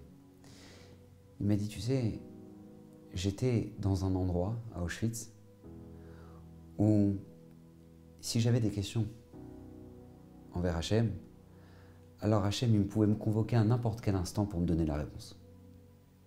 Dans les camps de la mort, tu peux vivre à n'importe quel instant, tu peux mourir à n'importe quel instant. Donc, si j'avais des questions, Hachem, il aurait pu me donner la réponse à n'importe quel instant. Donc j'ai préféré garder mes questions. Et cette histoire-là, cette anecdote-là, elle m'a beaucoup accompagné dans ma vie. Parce qu'on vit tous des incompréhensions. On vit tous des moments difficiles, des moments d'épreuve, des moments de douleur, des moments où... Alors c'est sûr que ce n'est pas une Shoah, mais à notre niveau, dans notre vie, c'est ce que les gens appellent leur petite Shoah. Et comment on les passe, ces épreuves-là? Comment on passe ces épreuves-là sans remettre en question l'existence d'Hachem, etc., etc. Et pour moi, j'ai trouvé cette phrase géniale, de dire « aie confiance ». Parce qu'Hachem, si tu veux qu'il te donne une réponse, il peut te la donner en 2 minutes, la réponse Hachem. C'est tellement vrai. Mais garde la question. Garde la question parce que viendra un jour où tu auras la réponse à ta question. Il faut poser la question. Et alors, des fois, il faut poser la question, non, pas forcément. Mais que la question vienne, des fois c'est contre notre gré. Mais c'est pas parce qu'on a une question qu'on a besoin d'exiger une réponse. Moi, Rav Samuel, il m'avait éduqué à ça à Keter Shlomo, j'oublierai jamais, c'était un vendredi soir. J'avais une question sur, je ne sais plus si c'était sur la Gemara ou sur la Paracha. Et Rav Samuel, je me suis assis à côté de lui, c'était juste avant Kabbalat Shabbat. Je lui ai dit, Rav, j'ai une question. Il y a un truc que j'arrive pas à comprendre. Il m'a dit, tu sais quoi, je te réponds pas. Il m'a dit, je te réponds pas. Parce que tu auras la réponse à cette question dans 10 ans. Et j'ai trouvé ça génial. Parce qu'en fait, ça m'a rappelé ce monsieur-là. Ça m'a rappelé que c'est pas parce que maintenant tu vis quelque chose, il y a une incompréhension que ça veut dire que tu dois avoir une réponse. C'est pas vrai. C'est pas vrai. Hachem, c'est le plus grand de tous les pédagogues. Et Hachem, il sait comment nous parler. Et un père, il n'a pas à se justifier à son enfant à chaque chose qu'il lui fait. Et au contraire, des fois, tu peux détruire l'éducation d'un enfant parce que tu passes ton temps à te justifier. Un enfant, il n'a pas besoin de savoir pourquoi et pour qui. Papa, il t'a demandé, tu le fais. Papa, il veut pas, c'est tout. Et c'est facile de le vivre en tant que père, mais c'est pas facile de le vivre en tant qu'enfant. Donc combien, nous, c'est important de d'en être conscient, de vivre ça. Et c'est pour moi, c'est une des histoires qui m'accompagne, qui m'est venue maintenant à l'esprit et qui m'accompagne dans ma vie.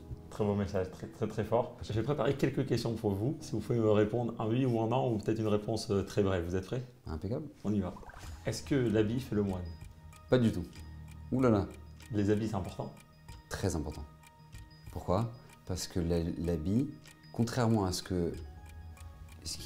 qu'on voit dans le monde, c'est pas les habits qui nous servent à nous exprimer, parce que c'est comme ça que le monde entier se sert des habits. La mode, je m'exprime à travers ma manière de m'habiller. Je suis vegan, je suis truc, en fonction de mes habits, je m'exprime. Dans la Torah, c'est exactement l'inverse. Nos habits sont là pour nous influencer. Pour qu'on met une kippa, pour que ça nous influence qu'il y a Hachem sur nous. Pour qu'on met les tzitzit, pour nous influencer qu'on a 613 mitzvot. Pour qu'on s'habille de sanoa, pour nous montrer qu'on n'est pas là pour afficher notre corps, mais au contraire, pour afficher notre neshama. Donc oui, notre habit est très important parce qu'il est là pour nous influencer. Quel trait de caractère à adopter pour un bon shalom bayit? Le respect, c'est la base de tout. Respecter son conjoint.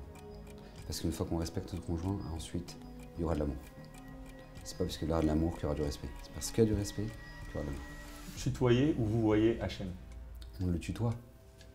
Dans la tefila, on le tutoie Ata, Baruch, Ata. Donc le tutoyer. Pourquoi? Parce que c'est un ressenti que c'est quelqu'un de proche de nous. Kadosh Baruch Hu, il veut qu'on ressente qu'on est proche de lui. Toujours dans le respect, mais le tutoiement. Peut-on passer à côté de son zivoug et rater son âme sœur? Oula, ça c'est un chiour, ça. C'est très long. Mais oui, concrètement, oui. L'âge idéal pour se marier? Le plus tôt possible. En étant bien évidemment mature, hein, mais le plus tôt possible. Y a-t-il des difficultés dans la vie? Celui qui pense qu'il y a une vie sans difficulté, il ne sait pas ce que c'est que la vie. La vie est faite de difficultés. D'ailleurs, dans le rythme cardiaque, ça fait comme ça, tout. Pour t'apprendre que quand il y a des hauts et des bas, ça veut dire que tu vis. Mais quand c'est... on le souhaite à personne. Est-ce que l'argent fait le bonheur? Non, mais il y contribue. L'argent ne fait pas le bonheur, mais il y contribue. C'est vrai qu'en aucun cas, personne ne pense qu'elle sera heureuse parce qu'elle aura de l'argent. C'est pas vrai. Mais par contre, c'est vrai que ça contribue à se sentir mieux. Est-ce que c'est bien de suivre les infos? Pas du tout. En aucun cas. Je suis français, c'est pas bien de connaître ce qui se passe en France? De toute façon, on finira par le savoir. C'est plus que comme avant, ou si maintenant, il fallait savoir ça. Maintenant, tout le monde sait tout, et si maintenant on ne l'a pas entendu, on finira par l'entendre. Donc, il n'y a pas besoin. Est-ce que c'est bien d'avoir une télévision dans la chambre à coucher? Alors, c'est pas bien d'avoir une télévision du tout. Donc, pas seulement dans la chambre à coucher, nulle part. Parce que tout simplement, c'est ramener la rue dans nos maisons. Alors que dans une maison juive, on fait attention qu'il y ait la rue et il y a notre maison. C'est pas pour rien qu'il y a une porte à une maison. Parce qu'il y a la rue et il y a notre maison. Donc on n'a pas ramené la rue dans notre maison. J'aimerais te remercier pour ce moment. Personnellement, avec joie, Shalom, avec joie, Baruch Hashem. Personnellement, il était très fort, un message très beau. Je pense aussi que les gens ils vont aimer. Et je le dis déjà, peut-être un jour on fera un deuxième. Merci beaucoup. Des bonnes nouvelles, beaucoup de bracha, beaucoup d'assacha dans tout ce que tu entreprends. Toi et toute l'équipe. Hein.